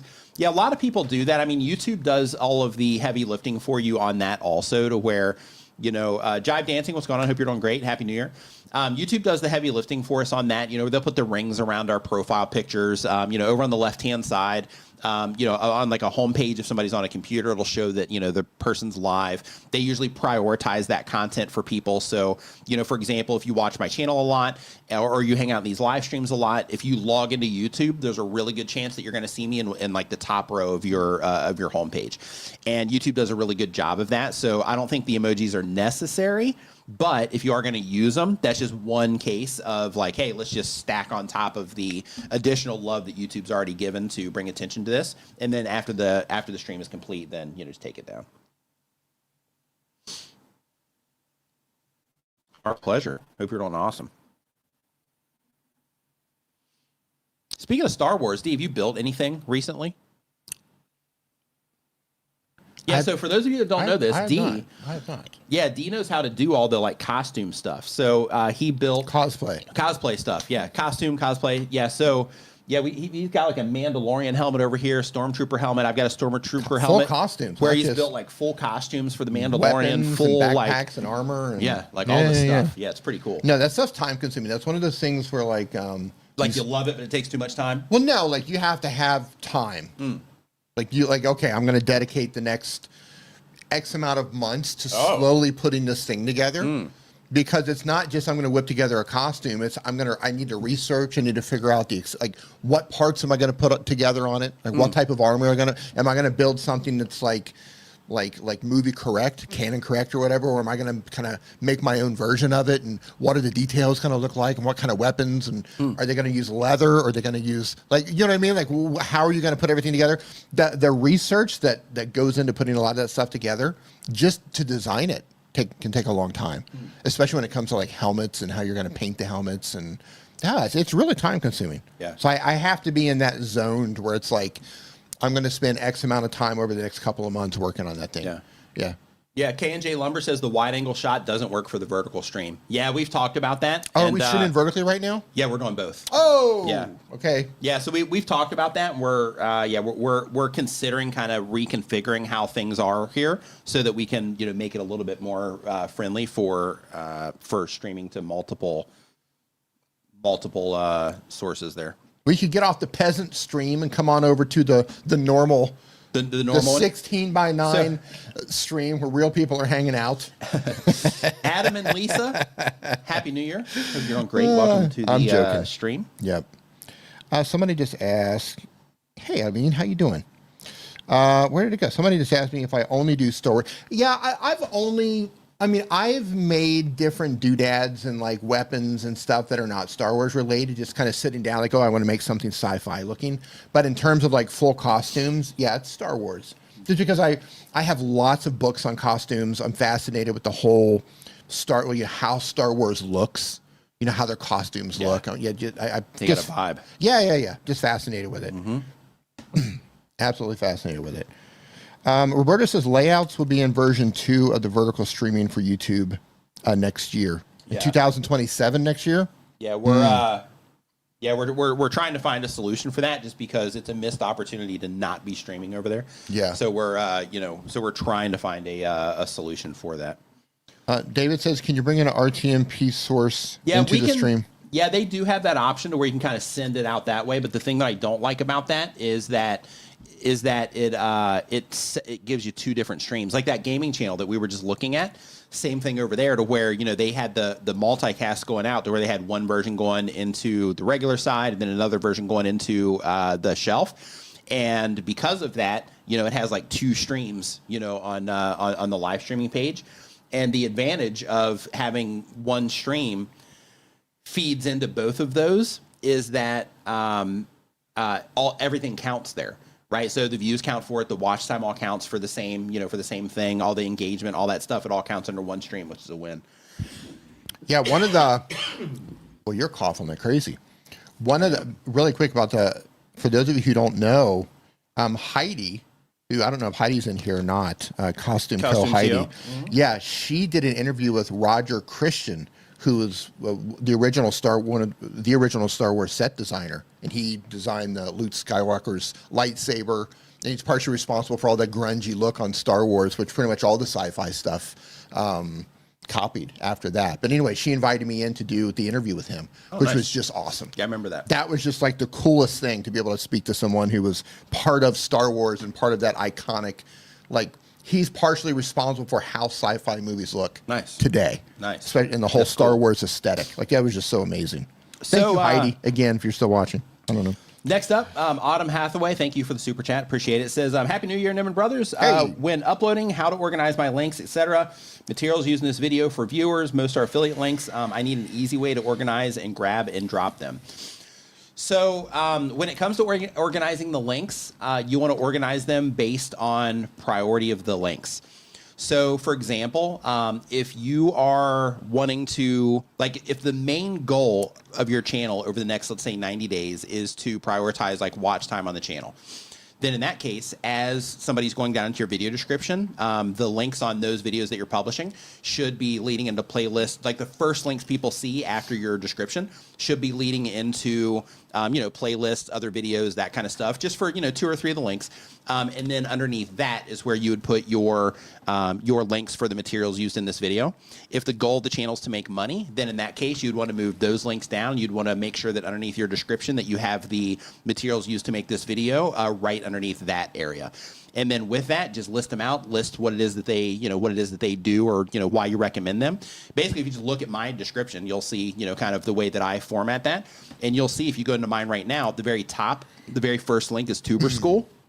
Because our promotion ends on Monday, so because of that, I have that link there that's easy for people. And then underneath that, I have a link to my new creator app. And then once you go down from there, then I think that I have some things going to like Creator Mix, and then underneath that I have my other tools and services that I recommend. And I think the very first one there is Opus Clip. And then underneath that, I can't remember what comes next, but I have more stuff down there. And those are just based on like, okay, as somebody's going down this video description. Oh, and I have the link to this forum too up near the top. So it's like, okay, if somebody goes into the video description, like what is it they're going to see first? And the reason that you want to think of it that way is because if they do leave the site and they go check something out, like that could be it, right? So if you put links further down that are priority links, then they might not even get to them because they get distracted by one of the other links that is there.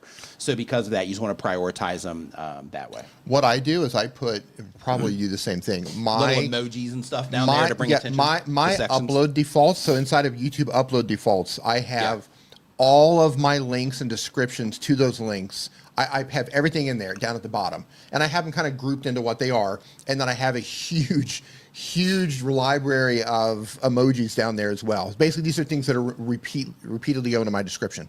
And then I just delete whatever I don't need. Like, okay, what am I focusing on in this video? I'll grab that and maybe stick it up at the top. So I have everything in there. It's stored inside of the upload defaults inside of YouTube. So I can grab the emojis, so I don't have to go look for them. Saves time. Yeah. I have everything linked out already.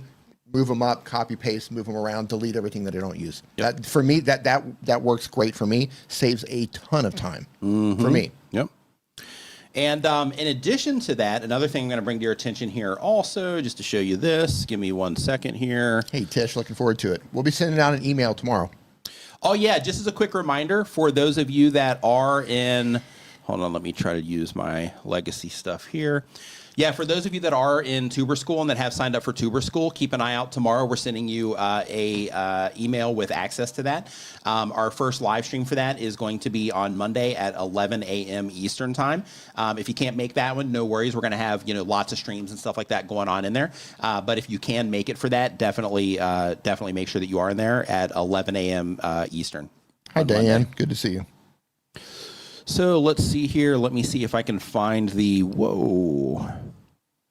thing here that I was going to show you. Field Guide says, do you love that idea? Need to update that template. Yeah, YouTube's upload or default template is, man, I have everything in there. Yeah. Absolutely everything goes in there. Okay, I was going to show you something here, but it's broken. So I'm not going to show it to you. But yeah, so they're like Tube Spanner.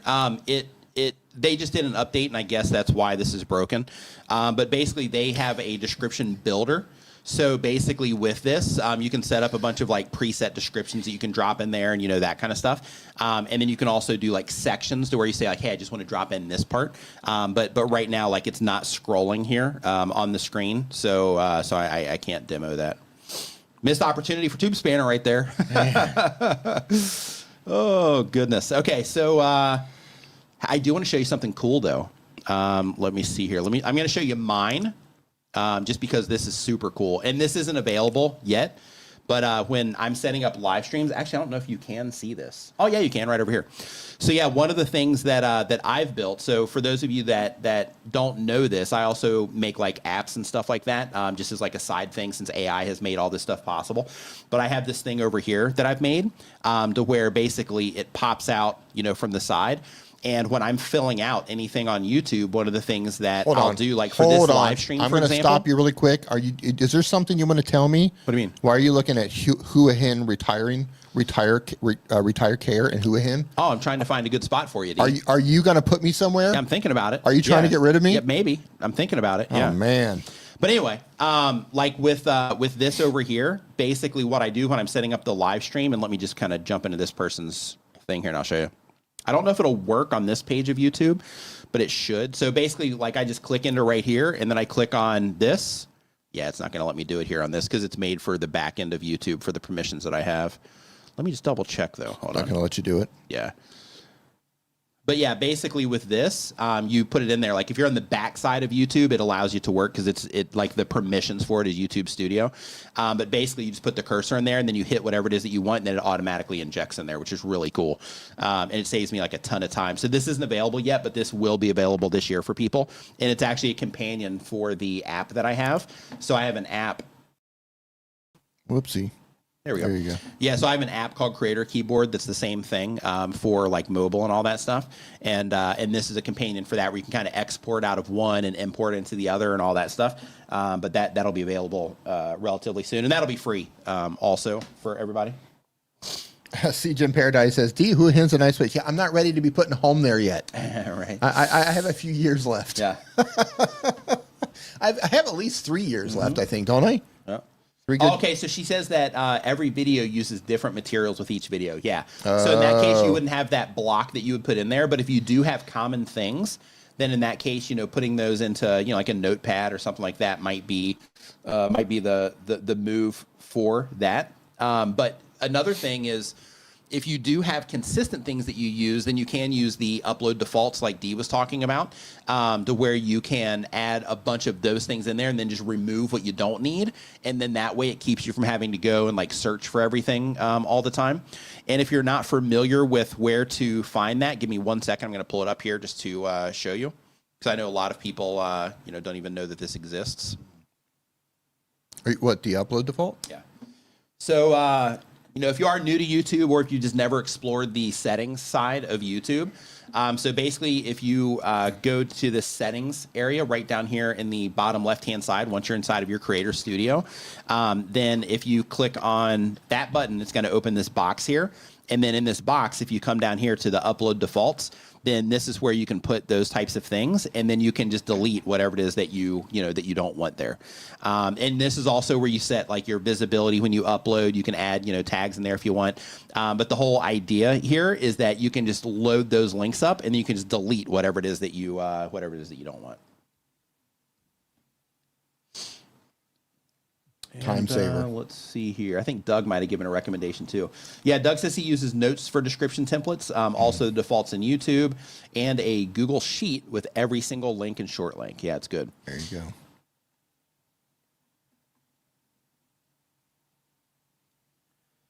So Cafe Fit says, what link was broken in TubeSpanner? It wouldn't even scroll. So like I opened it and I was scrolling down to the area where you can do all the descriptions and stuff. And yeah, it wouldn't even scroll, unfortunately. So let's see here. So next up on the list, we got the Jimmy Cheese channel. Jimmy Cheese. Yep. Jimmy Cheese. They do bi-weekly content, but on YouTube for a year or more. They do football vlogs and match day experiences. The goal of the channel is to connect with others who like what they like. And they say, do you have any suggestions on how I could start my video to increase retention rate in the first minute? I don't know at the time of filming what people will see in terms of match score. Would it be weird telling people what they will see in the video? Perhaps a small montage of highlights. I tried that also, hoping for some better ideas than I have. Happy New Year. So if you don't know at the time of filming what people are going to see in terms of the score, then in that case, just trying to build up the hype around the videos themselves might be, or not the videos themselves, but like the game itself, in terms of just being vague and trying to use, curiosity gaps to where when, somebody comes into the video, I'm just kind of looking here, just refreshing myself. Oh, okay, I remember this now. I'm going to open up your transcript and just kind of see what it is that you're currently saying. What type of content do they make? They are giving like highlights and stuff of games. So here it's Southwestern against Birmingham. We're here on an away day. And Chris and Ricci. So just out of curiosity, because you are here, on location, couldn't you record that part after the game is finished? Just as, kind of food for thought, or, something like that, to where you can talk about, you wouldn't believe what such and such player, did. We got the full play-by-play, blah, blah, blah, to where you can kind of hype it up that way. If possible, I mean, that would be a little bit outside of your current workflow, but that would be something that I would consider doing, just kind of changing where you're recording it so that you can give that type of information. If you can't, then, recording that somewhere that is in a different location, like so that you can get that, content when you are so what's happening, and then you would be able to hype it. So recording that one, outside of your place or outside of the stadium, or, maybe even in your house or whatever, to where, you still give them that information. And then that way, what happened. And then that gives you the opportunity to hype it up a bit, right? So I would experiment with that. Again, it kind of breaks the current workflow, but sometimes we got to do that type of thing in order to, get the better end result. So I would experiment with that and see if you can. And you mentioned right here that you've thought about doing it at the end and it might be worth a go. Yeah, I think that would give you the best opportunity, because then you have more information to work with that you can use against the viewer, right? Because when hey, these are the things that, that happened, then it gives you that opportunity to do it. And you mentioned here also that you're worried a little bit about continuity when you're doing that. When it comes to continuity, I wouldn't worry about that too much. And the reason for that is because you do get into, the footage and all that stuff. So technically, you could do all that as a voiceover and try that. So then if you are concerned about continuity, then you could do that as a voiceover while you're showing some highlights. Don't show all the final things, but just show some highlights that happen. And then use the voiceover as a way to do that. And then you can keep everything consistent along, those lines. That would be one way. And then the other way is just hand it off, right? So if you're worried about the continuity, in terms of what they're going to say, you can be like, hey, we just came back from the game. This is what's going on, blah, blah, blah. This is what we got, or, this is, what happened. We're going to go ahead and roll that footage now. And then you get into that. So just make some type of segue to go into that footage. So I'd experiment with both of those, because you might find that, even though the voiceover one to me makes the most sense in terms of continuity, but we don't know how people are going to respond to that. So because of that, I would try that, and then for a few videos, and then I would also try the one where you're at home or outside the game or whatever, and you're giving that. Actually, I would try one at home where you lead into the video, or try a few at home where you lead into the video, and then I would also try the workflow switch where you do it at the end in order to get that information in there. Yeah, I think all of those would be worth experimenting with. Any additional thoughts there, D, on the intro? I'd have to watch it. Okay. Yeah.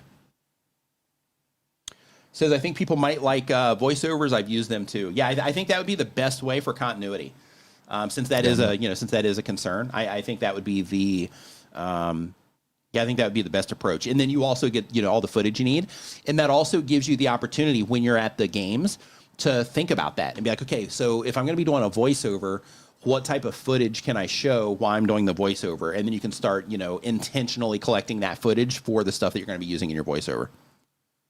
Yeah, I'm not familiar with the channel, so I'm not sure. Next up, we've got gardening with Bear Brown.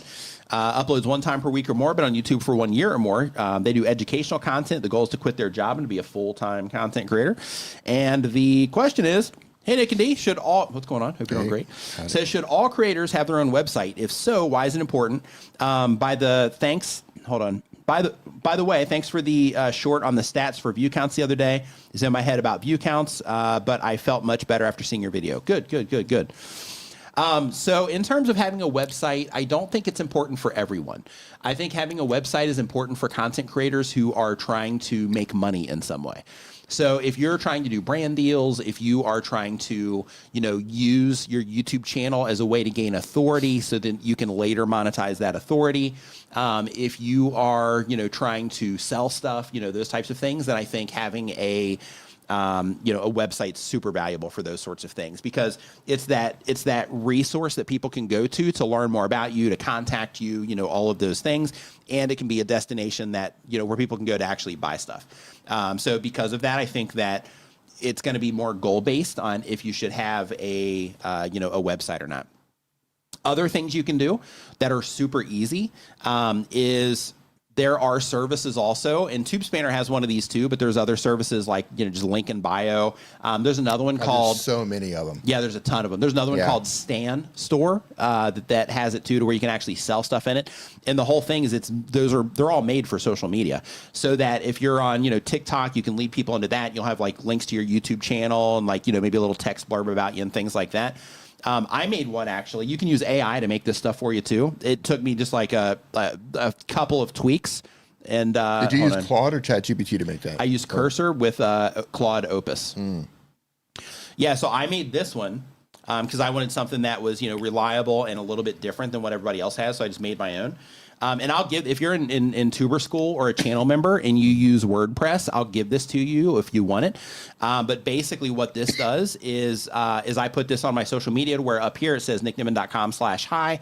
And then it allows you to upload an icon, and then it'll crop it down to this little like curved square, and then you can add motion in here if you want, or you can just have a plain background or anything like that. You don't have to have the motion stuff. But I did that just because I haven't seen a tool that has that yet, so I put that back there. But with this, I have a featured area here where I can, send people over to TuberSchool, a little blurb about me, the, couple links to social media, and then a place where I can feature, some of the, apps and software and stuff that I've made. And then a link here that goes directly to my website. But with this, it also has, again, this is WordPress only. So if you already have a website, it's already on WordPress, then this is just a plugin. And with this plugin, it creates its own page. So you don't have to, like install like a whole other WordPress or anything like that. It'll just, kind of do it all for you. But then you just go and fill out the information. And as a part of that, it also tracks the clicks. So you'll be able to see after you've had it for a while, like how many people are actually clicking on the links that I have here. So if you're a channel member or if you're in TuberSchool and you want that, just let me know and I'll pick it up for you. Or I mean, I'll get it to you. Just send me a DM on X and then I'll send it over to you. And Eileen Smith in the house. What's up, Eileen? Hope you're doing great. It says Linktree, buy me a coffee, beacons, for a few other options if you don't have a website. 100%. Yep.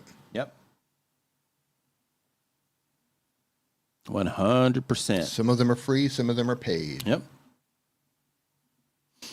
Let's see here. So next up, oh, that's great. Valentine Station says, on my DIY channel, I have 160 subscribers and I've sold 23 books. Nice. Ebooks. Nice. Congratulations. Yep, there you go. Love those wins. Yep. Love it, love it, love it. And one of the things that's awesome about that is that a lot of people think, they foolishly think, that you have to have like large subscriber counts and things like that in order to do anything on YouTube or to make any money on YouTube. It's wild where if you just have something that you make available, where something, like if people find value in it, like they're gonna check it out. So like I think it's wild that people will wait until they have like, I'm not doing anything until I have like 10,000 subscribers or like whatever the thing is. I think it's wild because it's like, man, all the stuff you're gonna miss out on between now and, hitting that point if you don't, have some of these things in place. So I love that you shared that. Thank you. Hey, Sue, how you doing? Thanks for joining us. We have a Ryan Malcolm coming in here with a Dexy's Midnight Runners reference. Nice. Come on, Eileen. There you go. 80s sensation. Love it. L.M. Stewart, thank you for the super chat. Appreciate it. And also, hey, Stanley Orchard in the house. What's going on? Hope you're doing great. Stanley says, hey, Nick, I just sent a super chat. Don't have much time because I have to return to work at 10. Can you tell me if we are still starting TuberSchool next week? I'm so excited about it. Yes, we are. The first live stream is going to be at 11 a.m. Eastern time on Monday. Keep an eye out in your email for tomorrow, where you're going to get access to it. If you can't make it to that live stream, it's fine. We still have the content that you're going to be going through for the first part of that. So because of that, that's still going to be in there, and then we can catch up on a different live stream. But yeah, the first live stream for that's going to be 11 a.m. Eastern on Monday. So you'll get information about that in your email box tomorrow.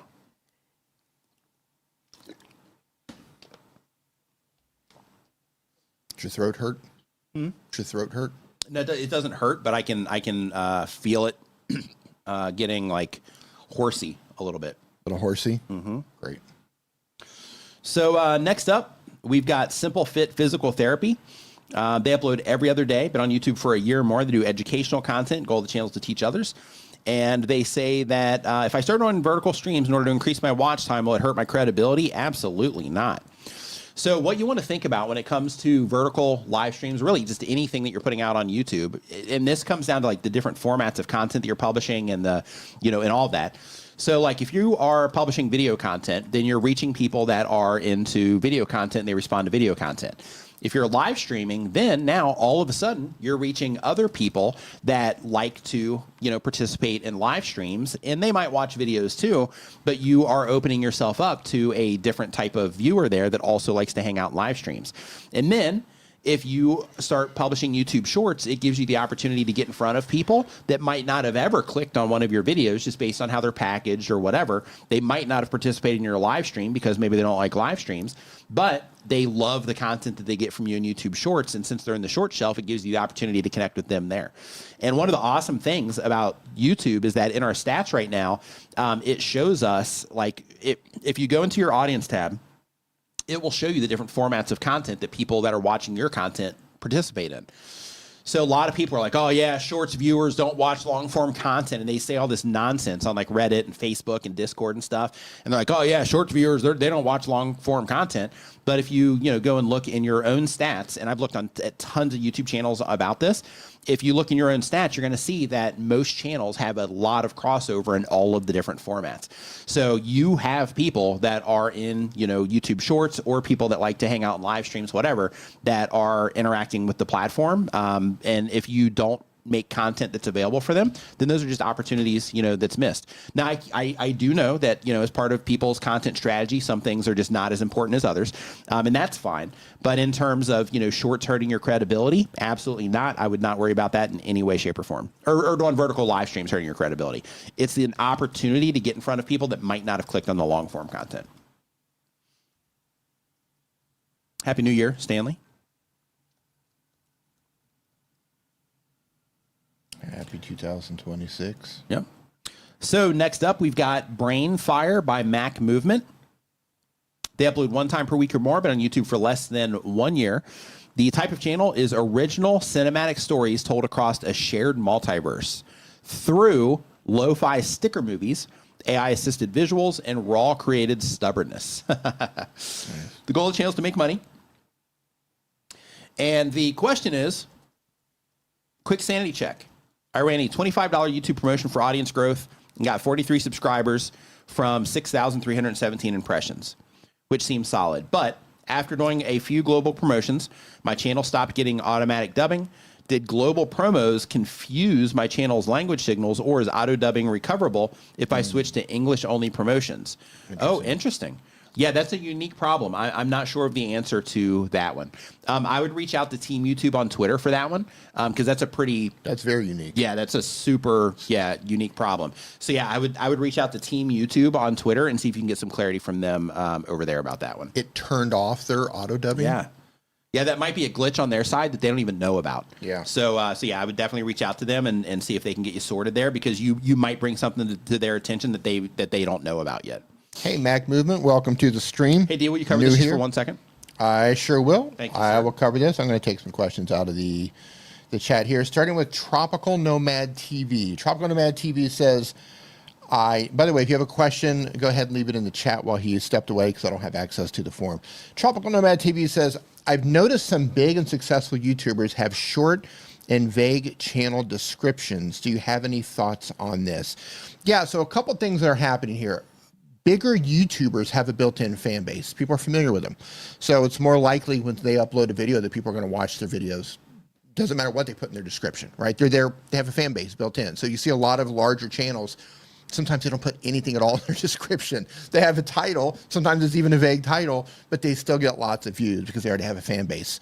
Also, another thing that you can take from that is that good content trumps everything. So if you have a good idea, and that idea is packaged great with a good thumbnail and a good title, right? If those are all working together, your description, while it is somewhat important to have a good description, your idea and your thumbnail and title working together trumps that all day long. And then when they click in and they watch the video, if you deliver on that promise, you deliver on that idea that you told them about, doesn't even matter if you have a description at that point.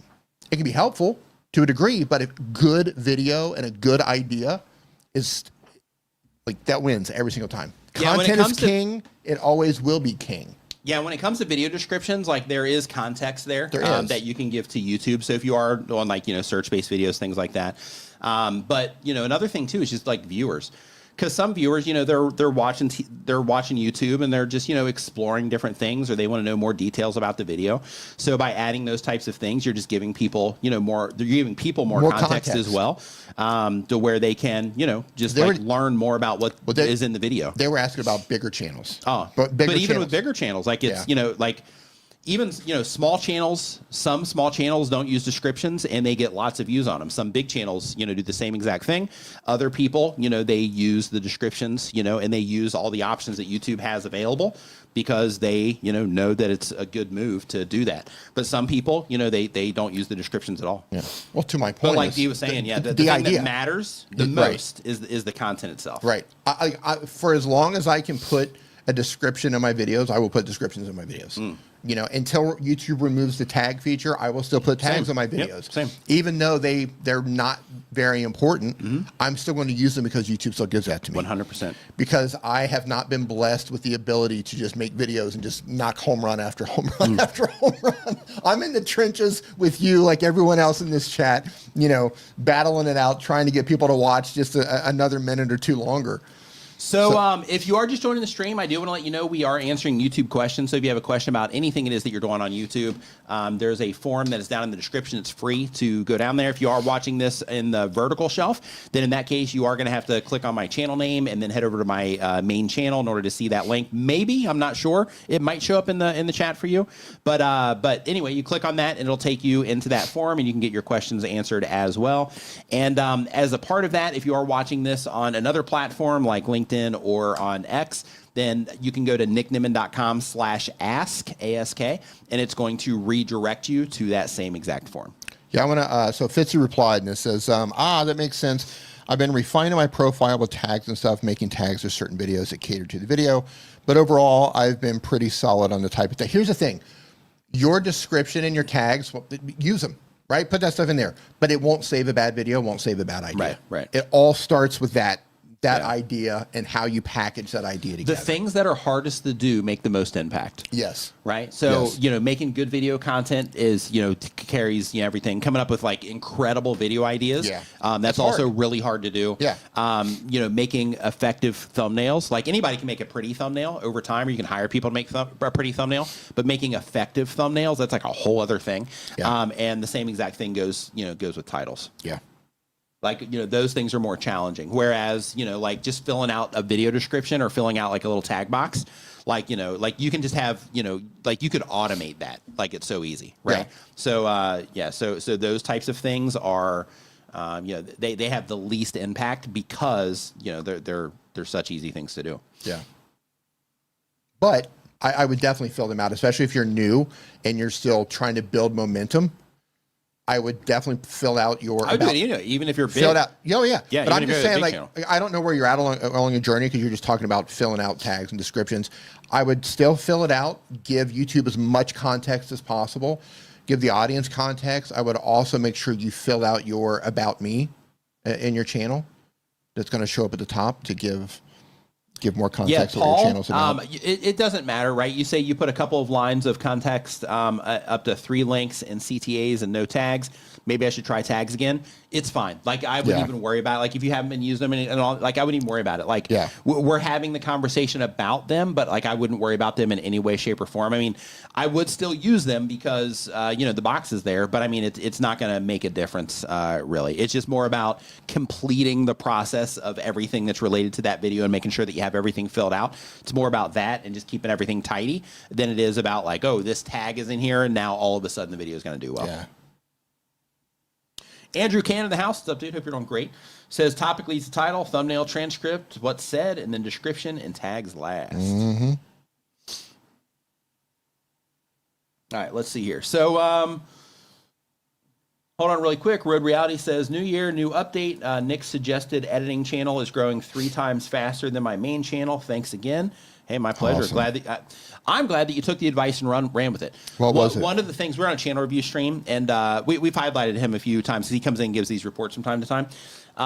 He was on a channel review stream. Okay. And basically he was mixing content on his channel, and I just said split them up, and then he did that, and then now like they're both doing well with the editing channels growing 3 times faster than his main channel. There you go. So yeah, pretty cool. But the thing that that I love is that you're like, oh, okay, yeah, let me do that, and then you applied it. Yeah. Like I think that's the win, because like when it comes to those channel review streams, I look at a lot of channels when we do that. We look at channels during the stream too, and it bothers me when somebody comes in and they're like, hey, you look at my channel, and then we look at their channel, we spend some time, and we give them, advice on things they can do better.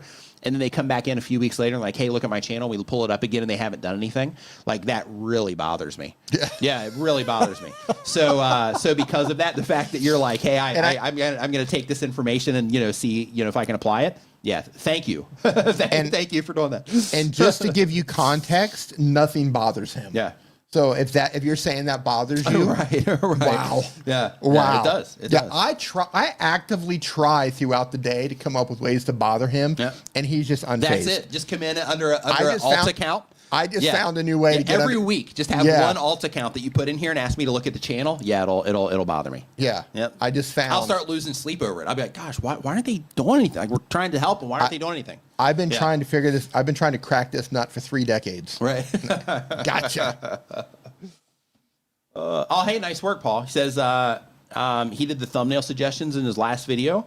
At last got 1,000 views again. Yeah, love it. Well, no, absolutely love it. Is he saying he only got 1,000 views again? No, he went back up to 1,000 views. Yeah, it went back up to 1,000. Yeah, because he changed all that stuff, and then he stopped using all the recognizable imagery, and then people stopped responding to the videos. And then now he added that recognizable imagery again, and then that video got a better response. Right. Yep. Paul's out there taking action. Yeah, we're looking at channels right now, MooseLee. Paul, we're looking at channels right now. There's a form down in the description where you can put a request for that. It's completely free. Just put it down in the description. There's a form, or you can go to nickniman.com/ask, and it'll redirect you there. And then we'll take a look on the stream here. Yeah, like Andrew says. But Nick, I'm doing everything right. Right. I'm doing everything you say. Doing nothing. Yep. So Snappiness says, I stopped tagging these over a year ago. Laziness, it hasn't made a difference at all. Yeah, 100%. Yeah, that's what we're saying. Like, it's more about, just kind of tidying things up than it is about, like it mattering in any way, any real meaningful way. Are you talking about tags? Yeah. Yeah, listen, even YouTube is like, just use it for like misspellings and stuff. Like, it's not a big deal. I wish they would get, like, if it doesn't matter, just get rid of it. Comment it out. Just get rid of it. Yeah, it's such an easy thing to do. Get rid of it. It would literally take their dev team, worst case scenario, 10 minutes. Yeah. To do that. And then how they have to ripple all that through their system, maybe it would take, an hour or two to get that sorted. Yeah. Some person on the dev team would have to spend a day figuring that that out. Right. They could probably do it over lunch if they let them. Yeah. But then it would have to get approved by this person, code check over here, right? probably. We have a meeting on it. Yeah, meeting on it. Yeah, 8 meetings on it. Yeah. Yeah, I think it's unfortunate. Should we remove? Well, I don't know. I don't think we should remove it. I think maybe we should minimize it first. Should minimize it. Can we say minimize? Will anybody get offended if we say minimize? I don't know. Maybe. I don't know. We hurt anybody's feelings if we minimize the tags. Yeah, but should we use a left chevron for that, or a down chevron for that? Because if we use a left chevron, it might cause people to think this way. Right. But if we have a down chevron, right? Hey, Bob, will you research that for the next year so we can figure out what the right icon is to use on that? We'll have a meeting on it January 2027. Right. Go and get this on the schedule. Yeah, so we can make a decision then. Yeah, so that's how YouTube really works. If you're wondering how stuff gets done at YouTube, that's pretty much it. It's our assumption of how it works. Yeah, we don't really know, but that's our assumption. Yeah, that's pretty much it. Oh, man. Okay, so... But I wish we would get rid of them, because then... I believe that they should make things as simple as possible, because if YouTube is changing and they're changing the way YouTube is, if that's something they don't want new creators to focus on. I 100% dude, right there with you. I think if you have anything on there, because historically tags did different things, but now... And you still have people that are making videos that are like, hey, you got to make sure you're using the right tags. Right. And it's like, come on, man. Like, they could fix that problem like that. Yeah, I'm not a fan when YouTube themselves have things that focus people on the wrong things. Never been a fan of that. Snappiness says that I worked as a software developer in corporate, and that's way too accurate. See? There you go. Oh, that's great. Somebody say Renee Ritchie 3 times. Yeah, and Renee Ritchie. Summons him like Beetlejuice. Get him in here. So Rip Zone Football Cards is next up on our list here. They upload when they have time. They type of channels, they open and review football card boxes. And the question is, coming back to YouTube after a year off, welcome back to YouTube. Back. And I'll be doing the same thing I did before. They're no Thunderblade, but welcome back. Hey, yeah. At least you're back though. I open football card packs and I sell the cards online. Is the love that YouTube is giving the new channels enough for me to start a new channel with a rebrand, but doing the same thing? Or should I stay with my current channel? Does YouTube give a boost to channels that I haven't posted in a while? I have 393 subscribers now. Yeah. So in your case, I wouldn't worry about starting the new channel too much. Like you could. You have, almost 400 subscribers, which is, a lot more than most, or not, it's a lot more than a lot of people get. But, you could start a new channel, but I don't think you really need to, because as long as you are publishing content that's still a good fit for these people that are here, the advantage that you have is that if they do watch some of your new content, you have this archive of content for them that they can also go and enjoy. Whereas, if you start a new channel, then you got, 2 videos on the channel. So you do have an advantage with the, current channel that you have. If it was me in your situation making content for the same audience, as long as, like some of these, a lot of these actually don't have, very high view counts on them. But I would definitely go in, make sure that you have analyzed these and that you're trying to learn how to make them, better. And then from there, I would publish here just for the sake of, have people having a lot more content that they can watch. Why is my...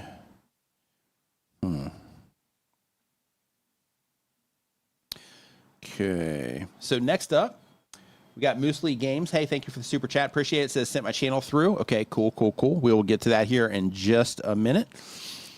And let's see here. So next up, we've got Adam and Lisa Explore. They do bi-weekly content, but on YouTube for less than a year. It is travel videos, attraction reviews, and couple challenges. The goal is to have fun. And the question is, from the first view, what is some advice that you would give us for us to catch people's eye and get them to watch?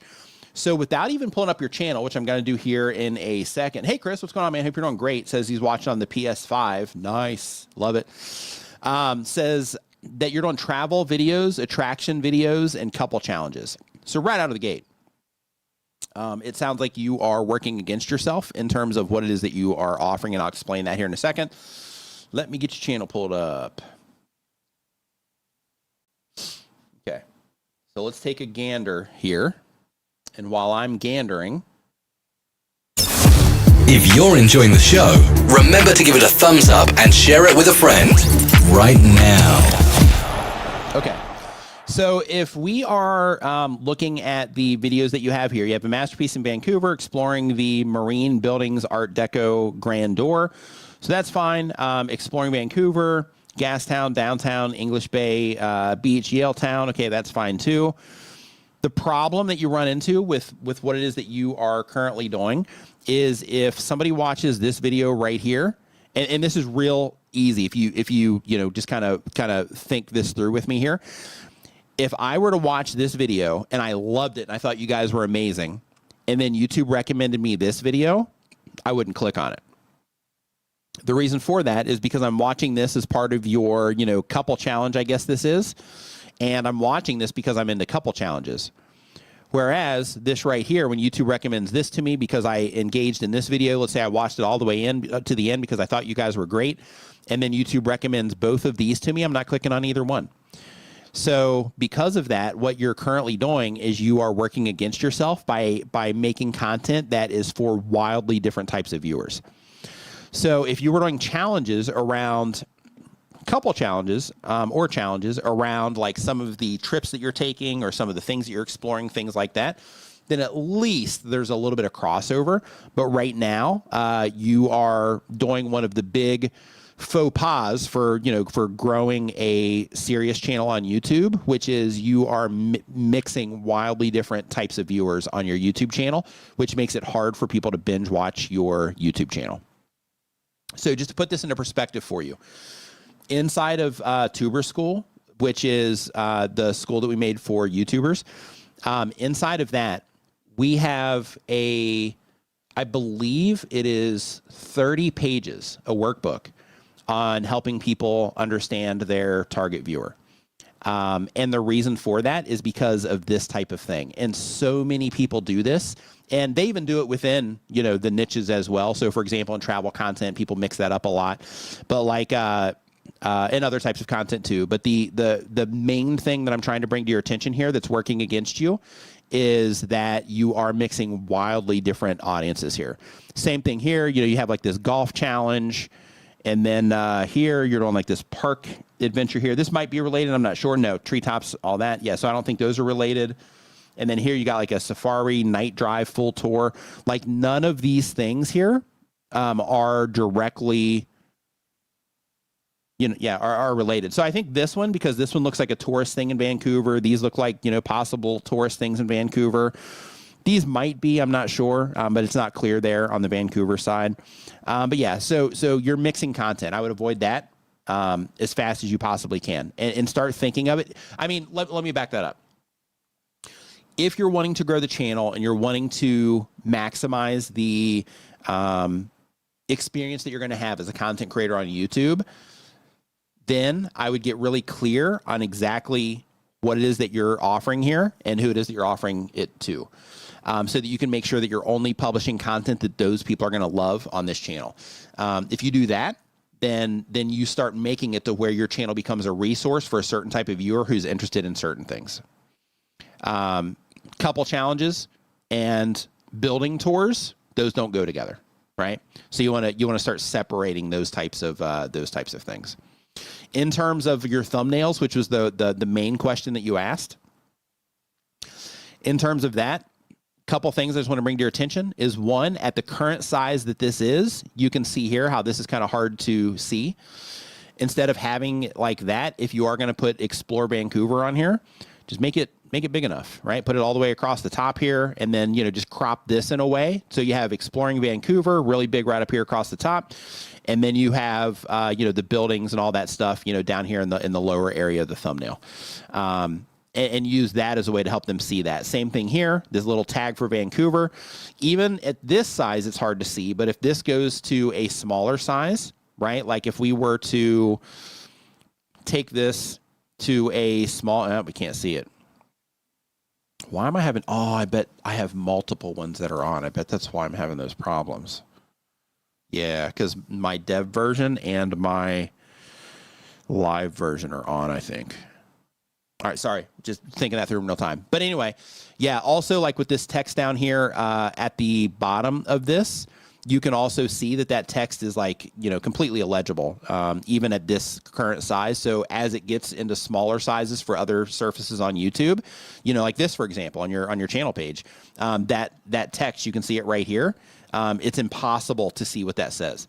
So when you're using text and thumbnails, the important stuff, if it's important, you want to make sure that it's big, bold, easy to read, even at a small size. So I'd work on those things.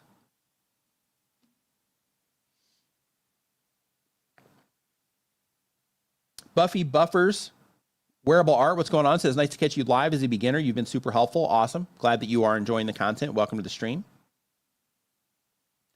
Marco, what's going on? Hope that you are doing great. Says the drops come in really loud. Appreciate that.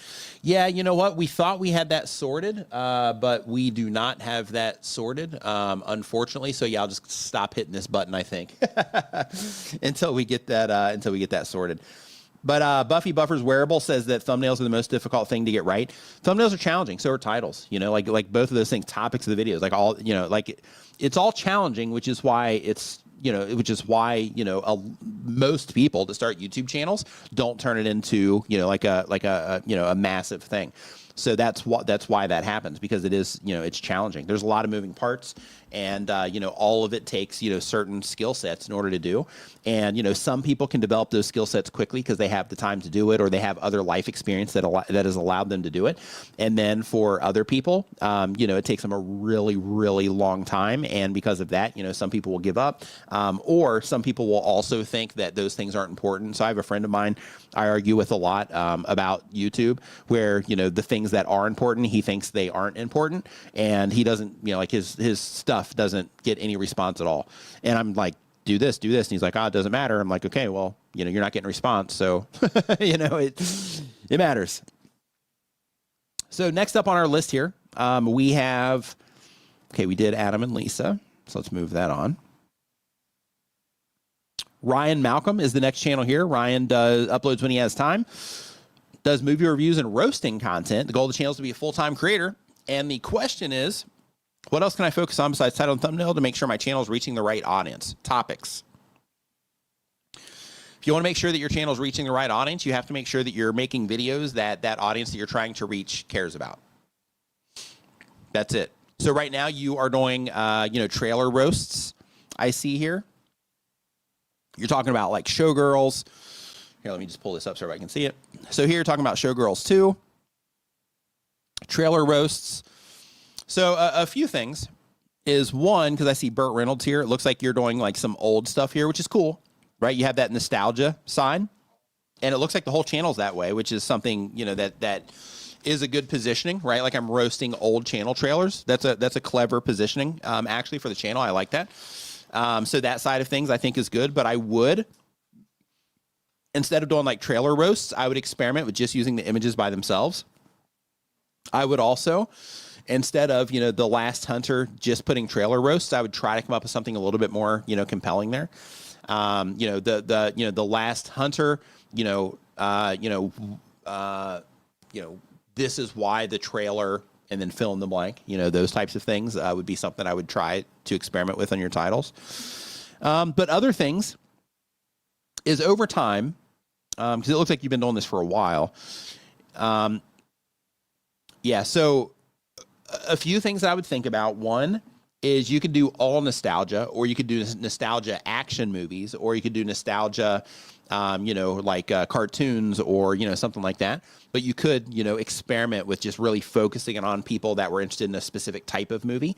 Whereas here you have like, you know, MC Hammer's Drunglord movie. And then here after that you have, you know, this particular movie. So breaking things down by genre would definitely be something to experiment with. But I think there's a bigger problem here. And that bigger problem, I think, is that you are talking about things that are nostalgic. So people that are into that, you know, this does apply. But when it comes to... Get some. But when it comes to, you know, what you're doing here... Get some. I would try to add some, like, personality to it if you can. And all of that. Because right now they're seeing the trailer, and it looks like you're roasting it. Oh, here we go. Nope. And it looks like you're roasting the trailer, I guess. There's all kinds of weird stuff going on here. You got like a cartoon in here. Meme city in here. Yeah, I don't know what's going on here with what it is that you are offering. But yeah, like the thing that I was going to say is that I think the core issue here is probably the video content itself. And you do have some things working against you. So here, you know, a 1 and 41 second video, they can do okay. But because you're not getting a response on, you know, most of this, I would really look into the actual video content itself, how they are, how viewers are responding to it. And I would also look at, like, just to be more strategic, I would look at the popularity of everything before you made videos about it. And I would start at the top with the most popular stuff, and make videos about the things that were the most popular at that time. Like, for example, MC Hammer's Drug Lord movie. I'm not sure how popular that was. It might have been wildly popular. I'm not sure. But MC if it Hammer wasn't, made a movie? Exactly. So the idea is I would confirm the popularity of the movies that you are reacting to before you choose to do the reaction. Damn. And then I would also look at just how people are responding to the videos. And also kind of what you're offering here is quite consistent. You know, is Showgirls 2 the worst sequel ever? I don't know if that's new or old. Looks old.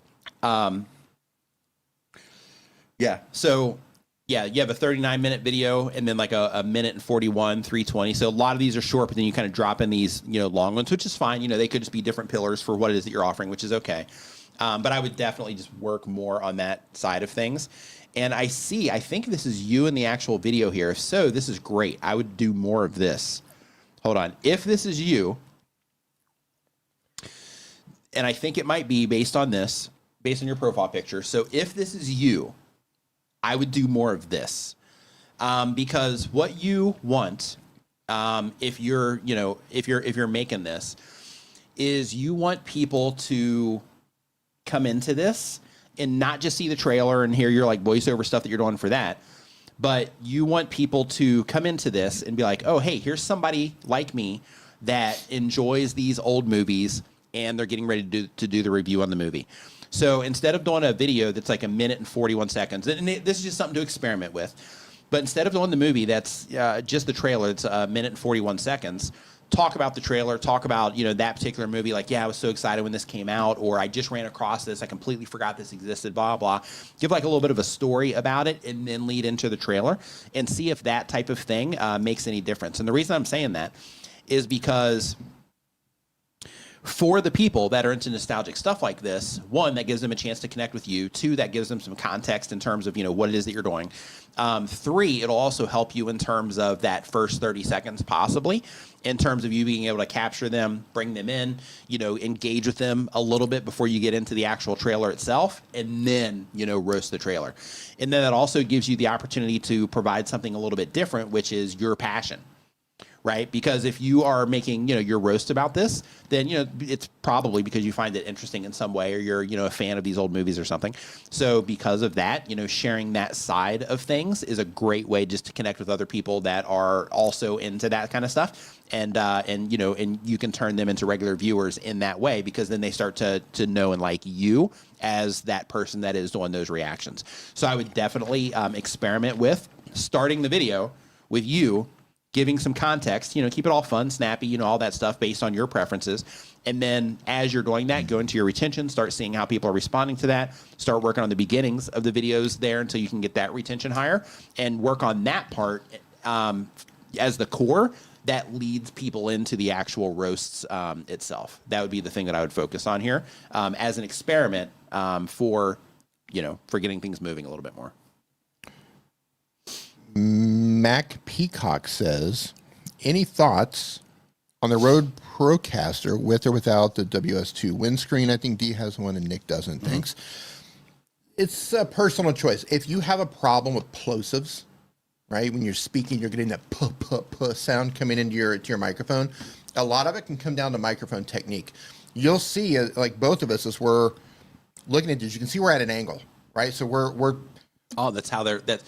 Hold on, really quick. So Ryan just said that's how the long form videos play out. Okay, yeah, got it. Okay, yeah, that's good. Yeah, so I would definitely do more of that, and then I would also look in your retention for those and start looking for the places where people are bailing and start working on that side of things. But I would definitely start looking for popularity though, so you can make sure that you're covering the popular stuff. And the whole play with that is, like, for example, the MC Hammer one. Like, I'm sure people know about that one, but like how many people know about that one would be interested in that compared to people that might just, want to see the trailer for another a movie that was more popular, Smoking the Bandit, or maybe Breakin' 2, for that era, something like that. Electric Boogaloo. Around the MC Hammer, movie area. But, those types of things, and just try to seek out the popularity of them so that you can Breakin' 2 Electric Boogaloo. Then. Yeah. Okay. So that you can, just increase the potential, market reach of that video, or of each of the videos that you publish. Coming back to Mac Peacock. Yeah. So what you can see here is we're not speaking directly into the microphone. Both of us are speaking at an angle. So if you are having problems with the microphone, like, you don't need this is an aesthetic. It's to stop, or to reduce, not stop. It's to reduce the plosives. I want one of those too, but D took it home. Yeah, I took it home. Yeah. So it comes down to microphone technique, and both of us kind of have. Well, he has better microphone technique than I have, but it can help if you speak across the microphone instead of directly into it. If you speak directly into the microphone, your wind is going directly into it. Rather, if you speak across the top of the microphone, your wind goes across the top of it instead of into it. Even then, I still get some plosives. Nick's over here coughing again. I still get some plosives because of my terrible microphone technique, so I just put this on. You don't need it, But, you know, if you find that you have some issues, you can also EQ a lot of them out.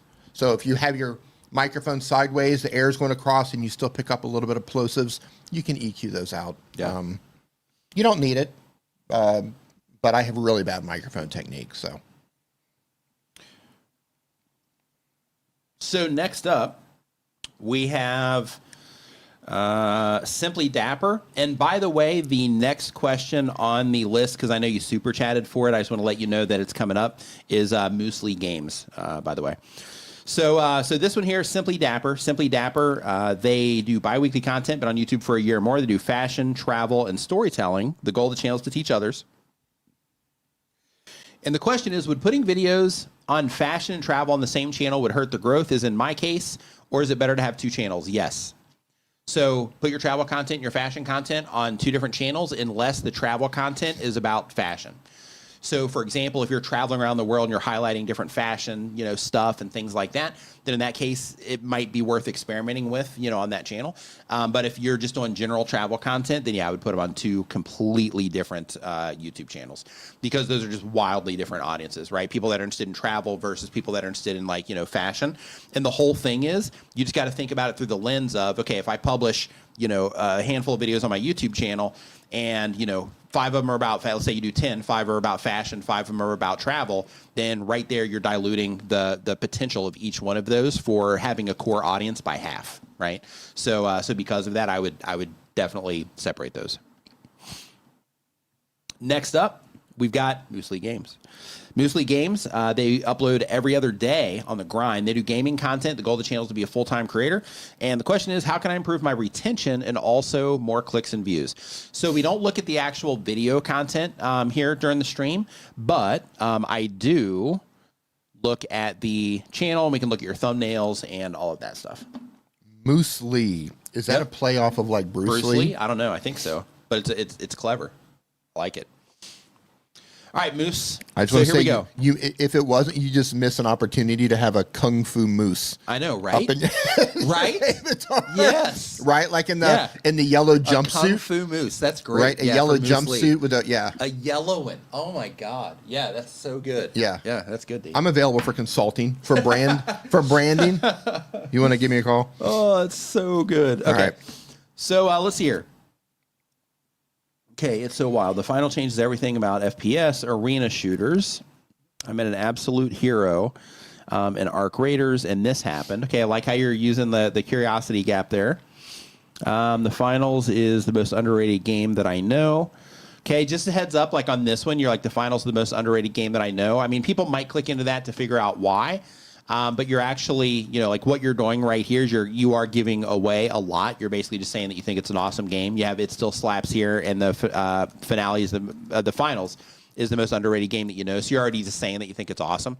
So I would do with this one kind of like what it is that you are doing here for trying to, you know, make it a little bit more compelling instead of giving everything away. Giving everything away when they click.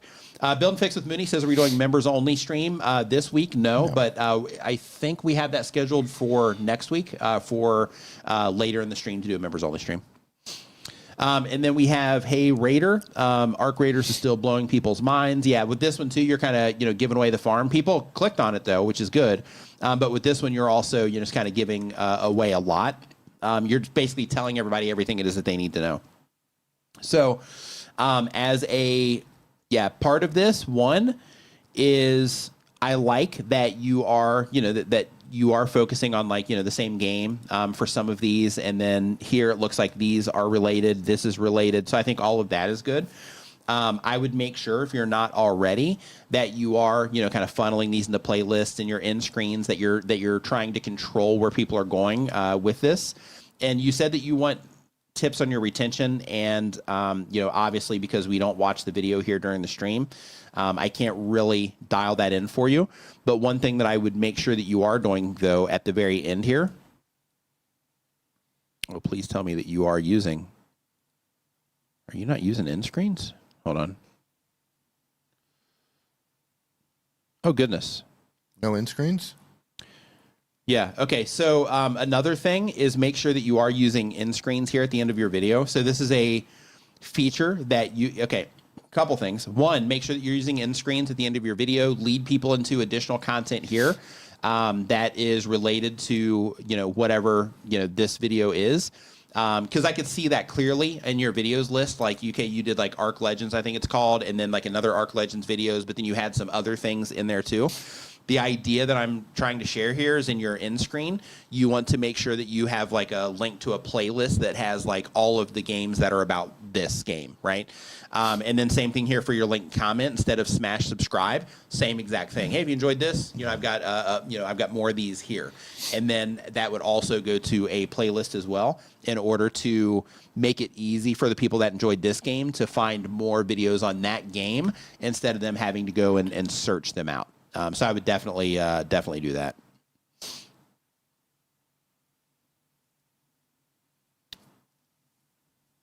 Hey, Kuyamaros, Happy New Year to you too. Mm-hmm. The guy returns us next, please. Hold on really quick. I'm still looking here. Give me one second. Yep. Yeah, a couple other things too is like here where you have like the Arc Raiders videos. Very first thing I want to say is like on this one here, you had 1.3 thousand viewers enjoy this one. So I would study everything about this video and try to see in terms of structural things that you were saying in this video. How did I start this video? So second one, when this first starts, what's on screen? Second two, what's on screen and what is it that I'm saying? Three, what is it that, second three, what's going on?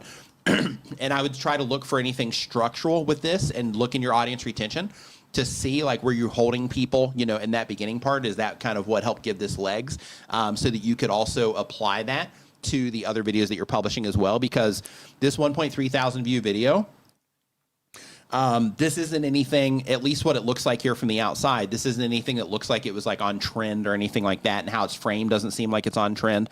So because of that, how you did this generated that response, right? So, it was clear for enough people that, this game was about, this, and then, they clicked on it, came in, and they enjoyed it, which helped it get a bigger reach on YouTube. So I would definitely go in and I would look to see, the details of this. Also look to see where people found it. Like, were people coming into this from search, or are they?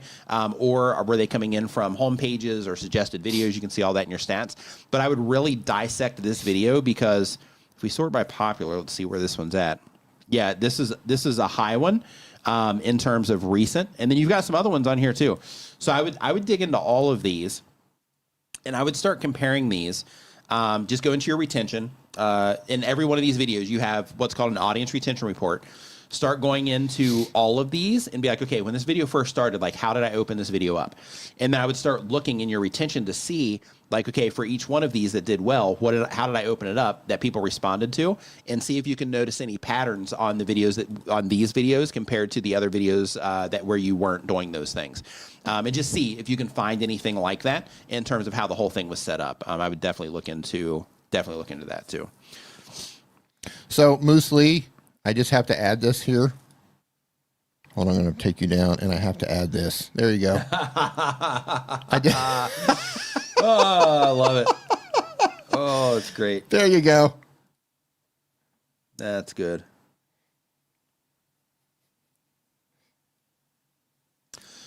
But yeah, like, like I think that another thing too is that Hey Raider that you have on there.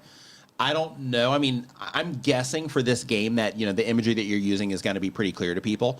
But, the Raider language might also be something that help people connect with that, that particular thumbnail. So I would also experiment with that type of thing too. So, even though the Hey Raider thing, it might have applied to that video just for an A/B test, I would do it on this I Found a Hero video also, and just see if, like, okay, did people, was it the Hey Raider language that just kind of drew people's attention to this, and look for that kind of thing as well. MooseLee. That's a super clever name. Yeah. Next up, we got Fitzy IRL. Fitzy IRL. They upload one time per week or more, but on YouTube for less than 6 months. They do vlog and IRL style. The goal of the channel is to be a full-time creator. And the question is, what would be your advice on making IRL vlogs in a local area? So one, don't care what people think about you and what it is that you're doing, but be respectful of the other people that you're around. Yeah. So, like make sure that, that if you are being loud and things like that, that you are kind of reserving that for, things where you're not bothering people, just out of respect for other people, so that you don't become one of those vloggers, right? In addition to that, make sure that you are very careful when it comes to music. So if you're walking by places that have music playing, if they have anything going on outside, you can get copyright strikes and claims on those. So just be really careful about that. In addition to that, if you are doing IRL vlogs where you are, I don't know if you're live streaming these. Hold on. Might be able to make some actual travel IRL content. Okay. Yeah, I'm going to look at your channel real quick and see if you're streaming these. Just because you use the IRL language, so I'm just double checking. Or if you're on video, okay, you're on videos. Yeah. So in that case, yeah. So you're just uploading video content. So I would, just be respectful of the people that you're around. Obviously, don't care what anybody thinks. Obviously, and then from there, I would start vlogging about things that people are interested in your area. Like right here, you have my last year as a part-time creator, full-time ? 3 days ago. So with that one, if you are doing these vlogs in your area and the whole thing is about, what you're doing in the area, that one is more about you, right? And right now you have 4 videos in the YouTube channel with 2 of them that you published 3 years ago for the long form content. So if that's what you're doing, on these last 2 videos, you have my last year as a part-time creator and will 2026 change my life forever.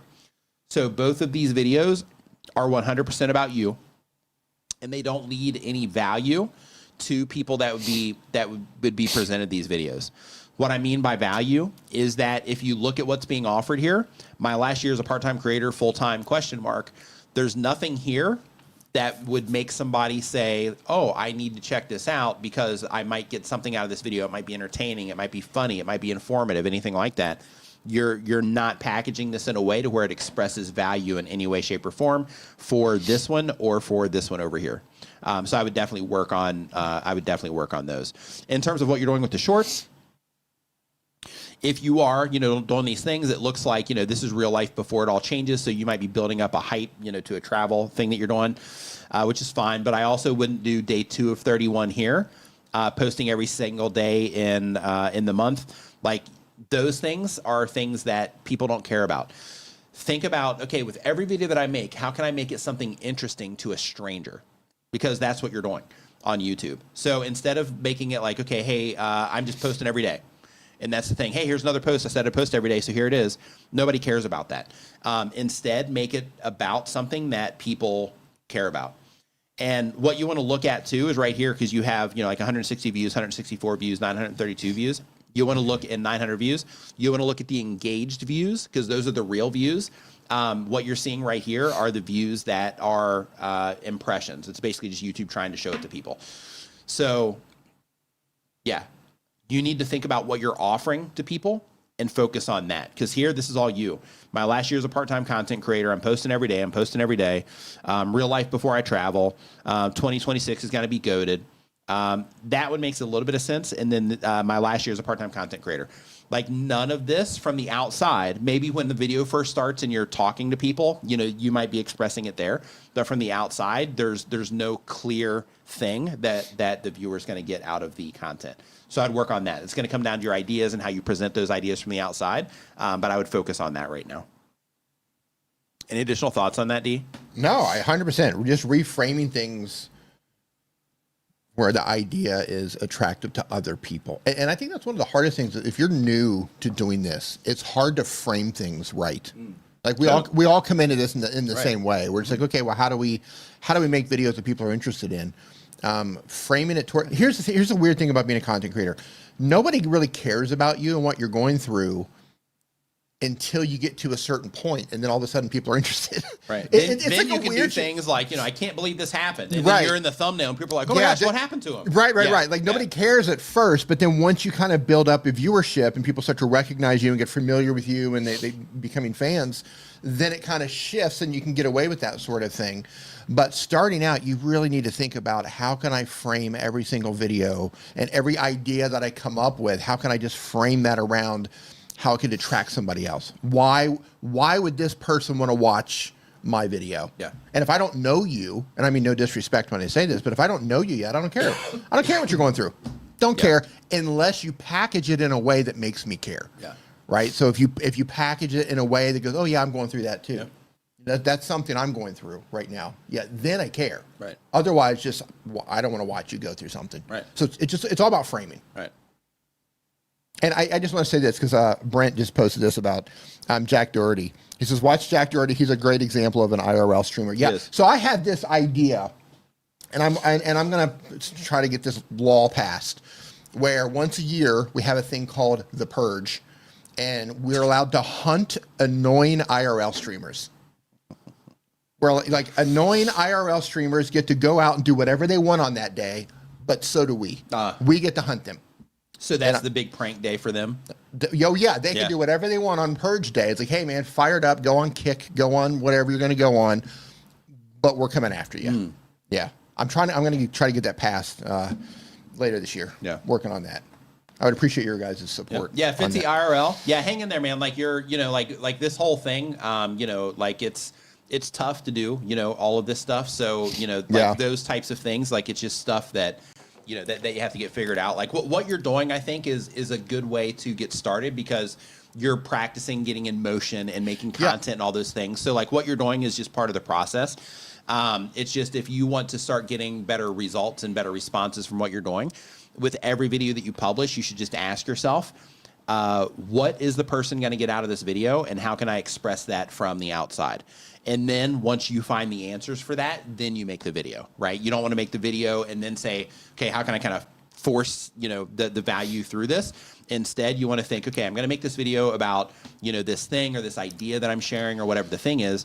How can I make this important for somebody else that doesn't know me? It can still be about you, but it needs to also be about the viewer, right? That's the idea. Yeah, and I want to be really clear about this. When people are getting started and they don't have a lot of content and you hear people say, oh, do this and do this and do this, it can be overwhelming. Here's a lot of things to do. And yes, those are all things to be made aware of. These are all, we have to wear a lot of hats. We have to think about how to do different things, how to come up with ideas, how to frame the ideas the right way.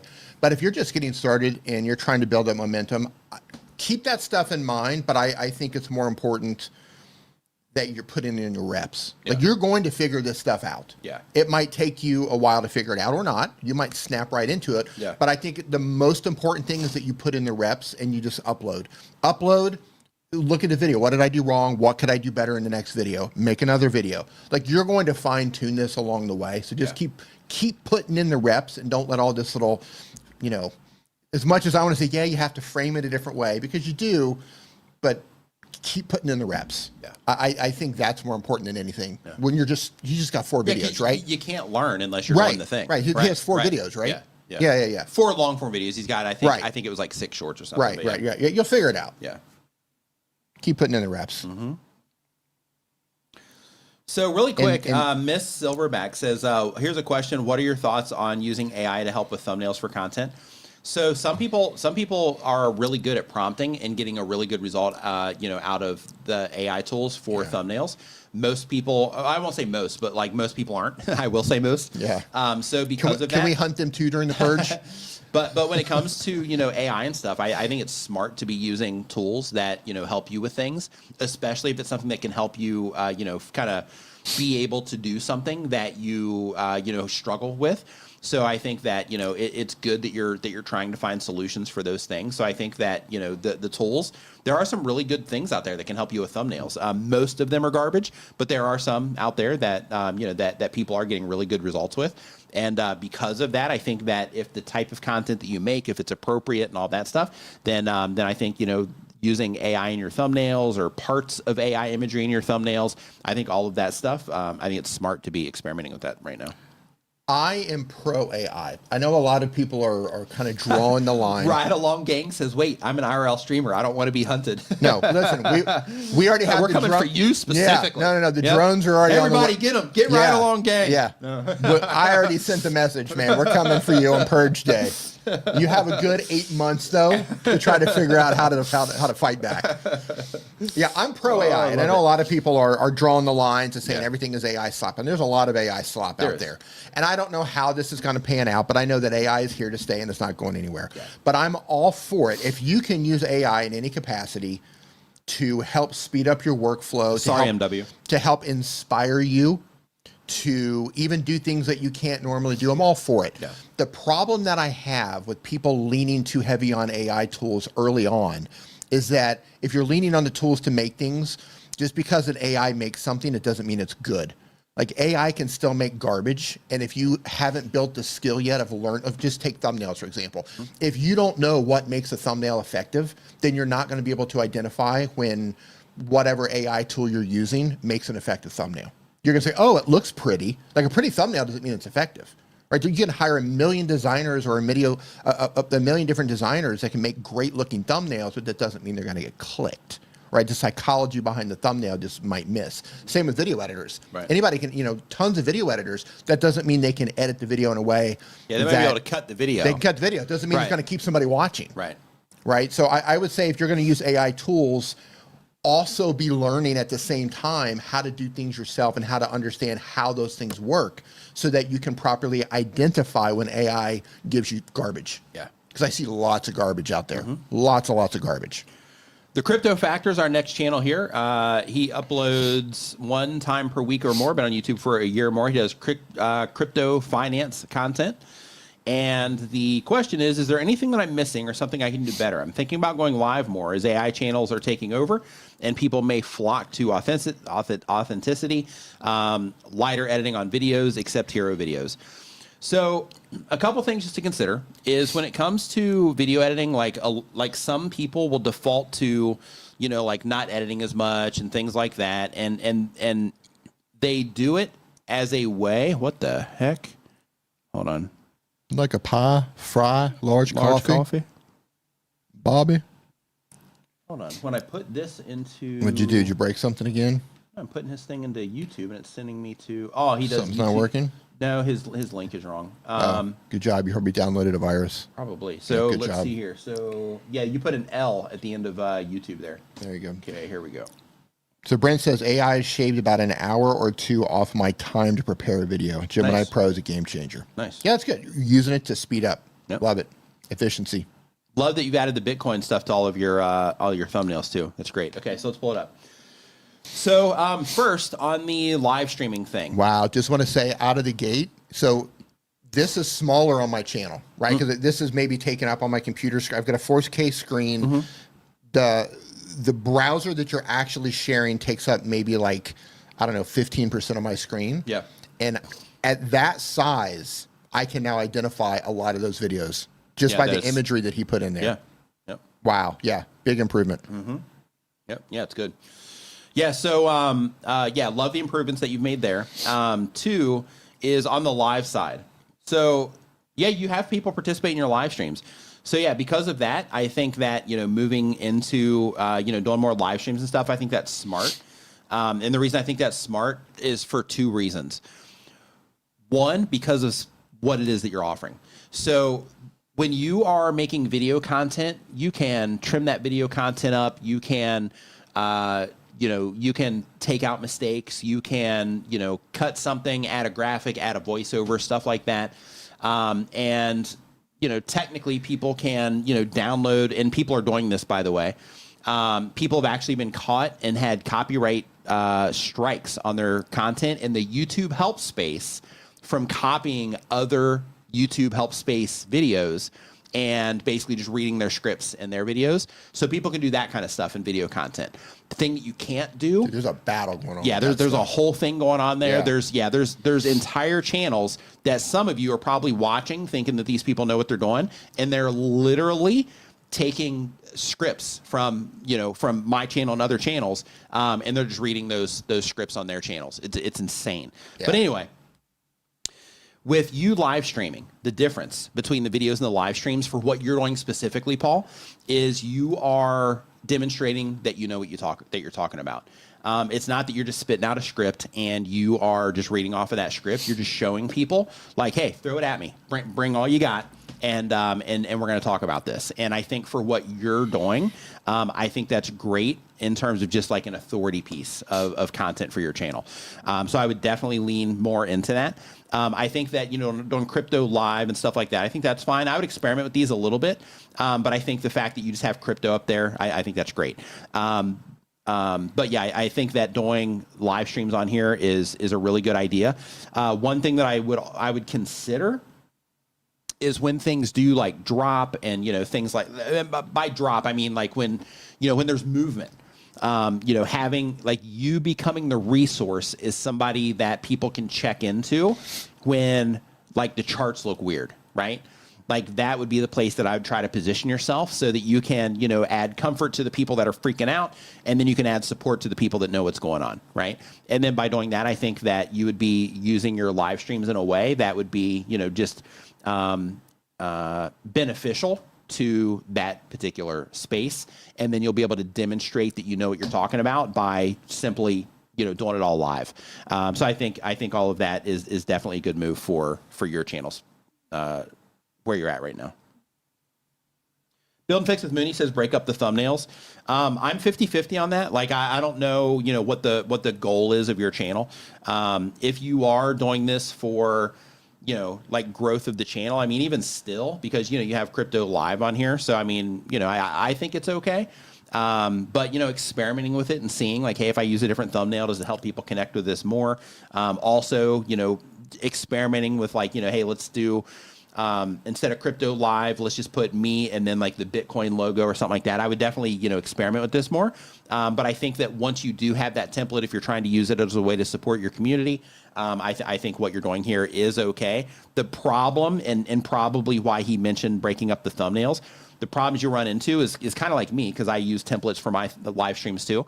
And the problem that you run into there is if somebody's watched this one and this one gets recommended on their homepage while it's not live, but on the replay, they might think that they've seen it before and just skip right over it, right? So you run into issues like that. So if you do, since you are, trying to, get things moving a little bit more on the channel, taking the advice there with from Build and Fix with Mooney of, having it to where they're individual just for the sake of the replay, so it's obviously different content, that's definitely something that you should consider. And he said that he tried different thumbs. If you scroll down, no difference at all. Yeah, it could. I mean, it could be just the thumbs that you're choosing too, right? So I used to use a similar thumbnail for live streams for a lot of them, and I changed the dates on them. Or sometimes I would change the color. Like one of the layers was a shirt color, and I would just change color of the shirt sometimes. Yeah, just a little bit subtle changes.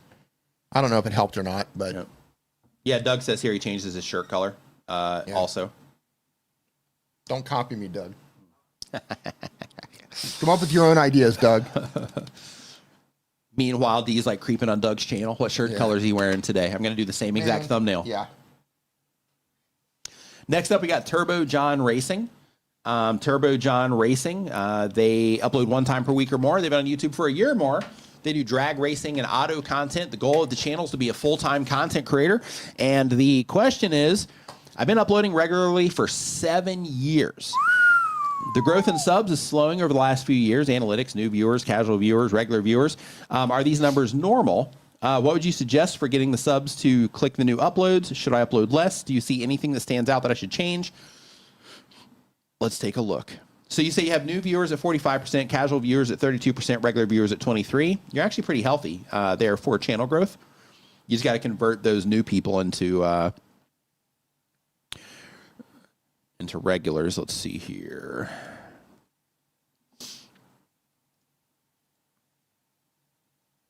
What do you got? Hold on. Give me 1 second here. Are you pulling them up? Yeah, I'm going to. Give me 1 second. Here, I'll just go ahead and pull them up and we'll take a look. Hey, Kyle Vlog, how you doing? All right, let's take a gander at what it is that you're doing. Okay, we race KSR, 10 Soldier, and Maximus, 1025 Christmas Tree Drags. This is bad. Dig or Die at Rockingham Dragway this weekend. Dig or Die, round 25. Turbo John, Dig or Die Christmas Clash, Personal Best Pass. Let's go. Okay, so I think what you're doing here with your thumbnails and stuff, I think, you're definitely focusing on the right things here. I think that, bringing attention to each individual race, there's enough people that care about that to, keep everything, rolling and all that stuff, which is great, keeping people, engaged.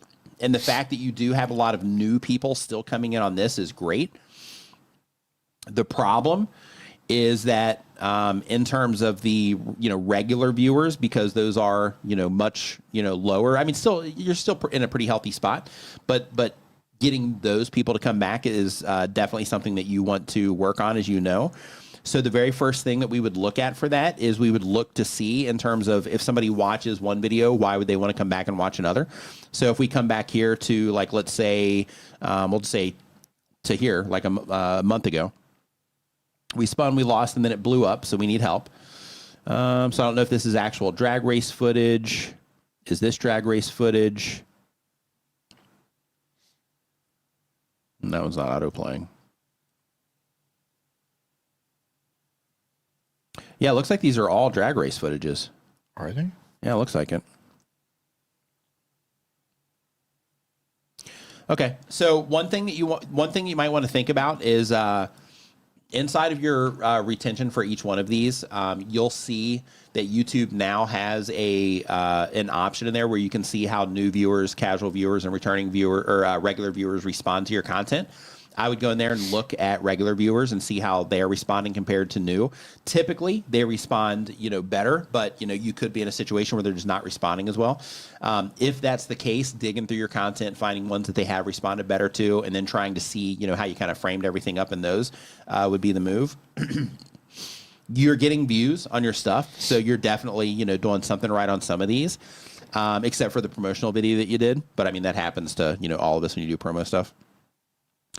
And then down here, you kind of drop the ball on this particular one. I'm not sure exactly what happened there, but I'm going to click in here and just kind of see what's happening. So a couple things. So I'm not sure if you're doing this or not because, we can't watch the videos here during the live stream, but clearly you guys are in it, so you are interacting with the camera. So because of that, you are giving yourself the opportunity for people to know and like you guys and want to come back in for that.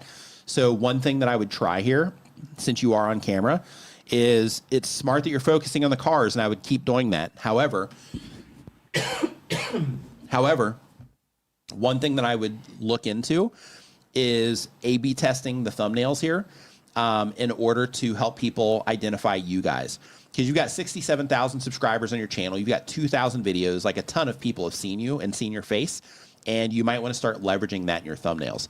So I see that you did that here, in these thumbnails, and it looks like you did one here as well. But I think the cars and what it is that you're doing could be bringing in the new people, right? But I think for the regular people that you need to do something here. And I know you have this green border on here, but I think you need to do something else to help them recognize you, for the people that like you and want to watch your version of this. Because they can watch other drag racing channels and stuff like that to get what they need, but helping them, know that this is your drag racing video is the thing that I would try to lean on here. So, for example, like one thing that I would start experimenting with is, like in this example here, where you have the car here and you have New Year, New Rules, 2026, Fast Enough, and you have like all of this stuff going on. Instead, I would put you over here in the thumbnail, just get, a good picture of you, and then put you over here in the thumbnail, have the car over here on this side, and then if you are going to put any type of text in there, then just have it over on that side, but keep it very minimal. Because what we're trying to do here is we're trying to make it where people that are into the car, they can see the car, and it's all big enough and all of that, so it can even be seen at small sizes, so you can still leverage that as something that they can recognize in terms of their interest. But then for the people that have already interacted with your content and like you, making it obvious that it's from you is definitely something that I would experiment with. So as a part of that, keeping the words as minimal as possible, putting you in the thumbnails, and basically going through all of these videos that are still getting views on them, and running a A/B test on YouTube. And one, to see if you get a better response. But two, moving forward in the next videos that you publish, try publishing some that that also have you in the thumbnail, and see if you get more regular viewers coming back on those particular videos, or if you kind of start mixing those numbers up in some way. Because I think one of the things that you're doing here to help people recognize that it's yours is by putting this green border around there. And that's all great and all, but like if this was on YouTube's homepage against a bunch of other thumbnails, then this will still kind of blend in a bit. But if you start putting you in the thumbnail, then it's going to help those people that know and like you know that it's yours. And that'll help you just from like a branding perspective of people being like, oh, it's him. Yeah, I love his videos. And then they click in and start watching. And that should help you on the returning viewer side. But try to take a good picture. If you need to, like process. I don't know if you know about Photoshop or anything, but just try to make sure it's a good picture so it stands out and it's clearly you. And make it to where, the focus is, from like, here up in terms of, let me make this bigger so you can see. But make it where, the focus is, something like, from here up of you, right? So you have, here and then up and then, kind of crop it kind of tight. And then, so you have you over there and then make sure the car is big enough over on the other side and then a little bit of text. And then by doing that, then it still allows you to do what you're already doing with your thumbnails that's working for new people. The only difference is you're adding that element that makes it completely obvious for for regular viewers or to know that it's yours so they can keep coming back for your content. So I would do that. Any additional thoughts there, D? No? No, but looking at you took the channel off. Oh. I can't see it. I mean, he's doing really well.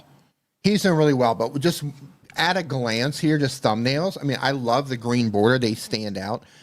But, and I'm not telling you to change these, but I would try testing them. Yeah. I would pick one or two of them and just remove the green and enlarge the car and reduce text. I don't know if you did that, said that specifically or not. What'd you say? Sorry. To get rid of the green border, to enlarge the car, and remove a lot of the text, so the focus is on the car doing something crazy.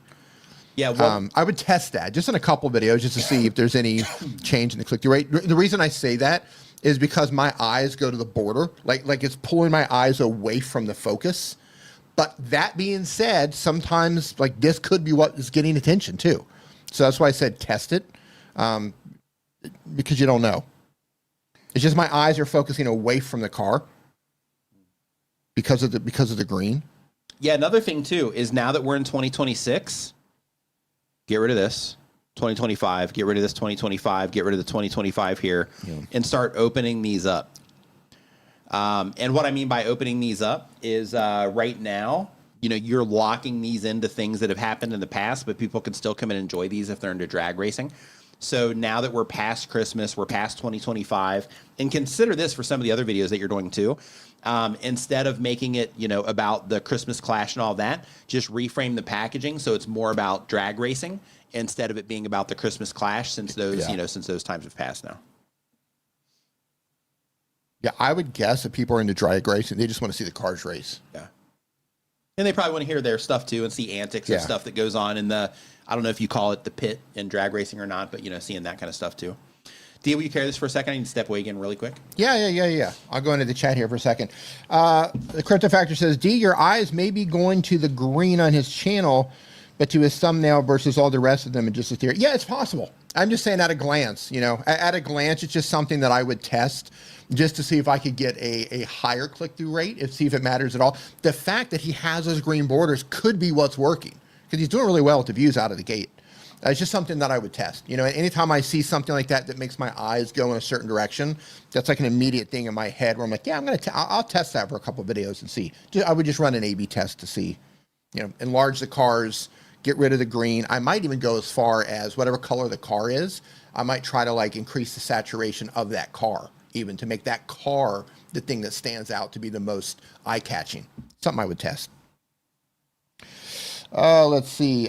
Nick, when you get back, hydrate. Yeah, Nick's got a problem with he doesn't hydrate enough. Oh, yeah. Let's see. So 50 says, little off topic. Come summertime, I will be working on a summer camp. So videos will be far in between. How can I keep up and stay consistent with the videos? Okay, I didn't see all the topics that you were making on your videos, but you could do a couple of things. And I don't know if you're all about IRL streaming or not. I mean, it's in your name. It could be. You could pre-record some videos to kind of get them in the can because you know you're going to be going away. You could also just document what you're doing and just try to frame that documentation around, why would somebody be interested in this? You could talk about, I don't know if you can film at summer camp or not, or stream at summer camp. I don't know what's possible there.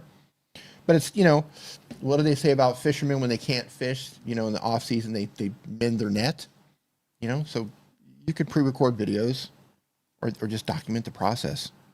I'd have to go back and look at your channel to see what else you're doing. I wouldn't take too much time off though. Like if you're starting to build up channel momentum, I think the worst thing for you to do would be take an extended time off. Just a couple weeks, you'll probably be okay, but I wouldn't take extended time off. Let's see here.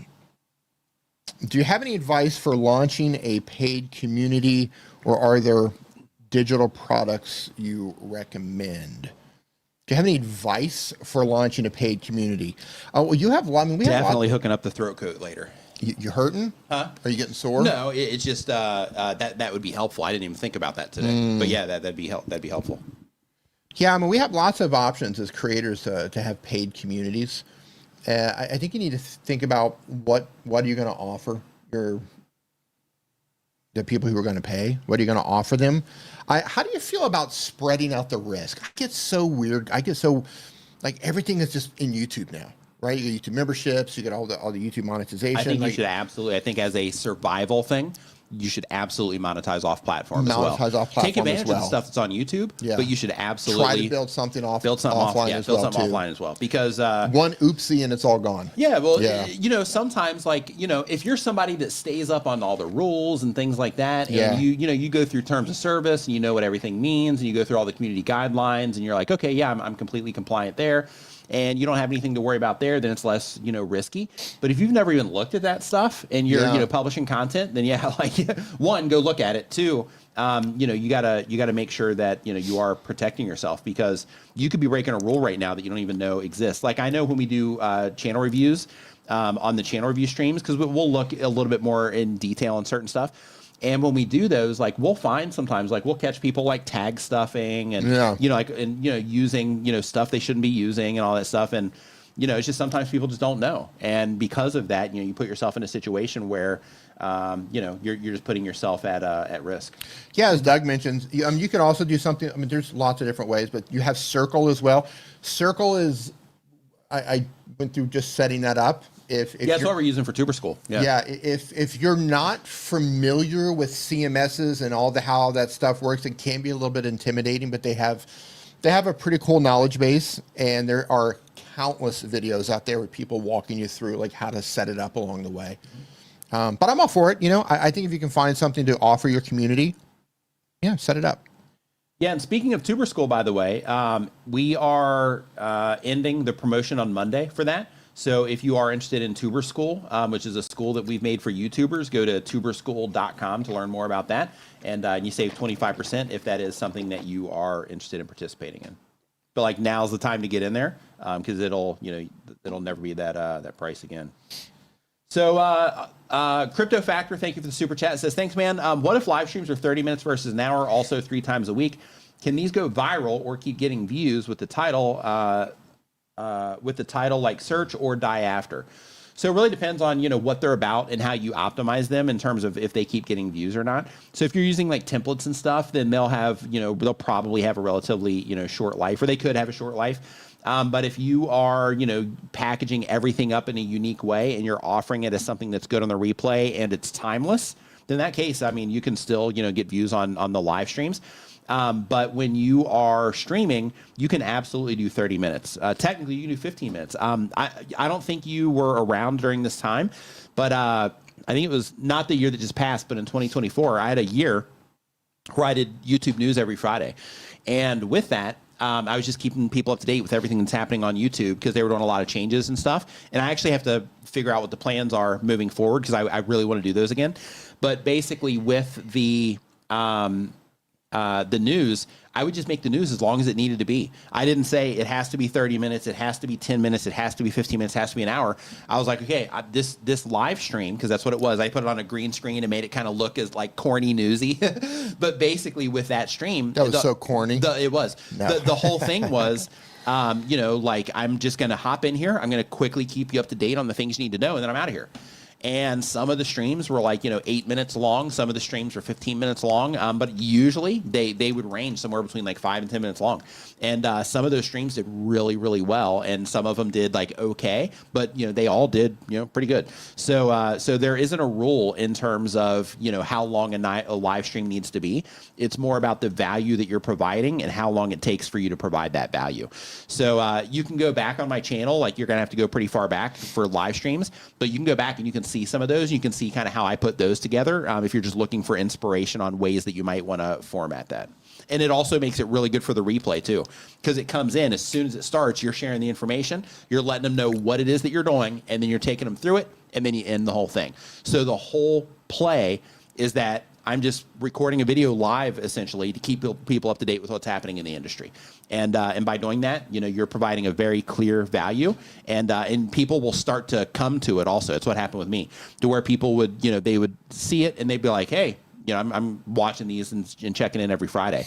In addition to that, for me, it also helped me pull back some people that had moved on from my channel. Because you know how it is. You learn how to do all this stuff, and then you stop watching videos like this sometimes. And that was also a good thing that was pulling back some old subscribers too, because it was like a new offering that still applied to them as long as they're a content creator. So there's all kinds of wins around that.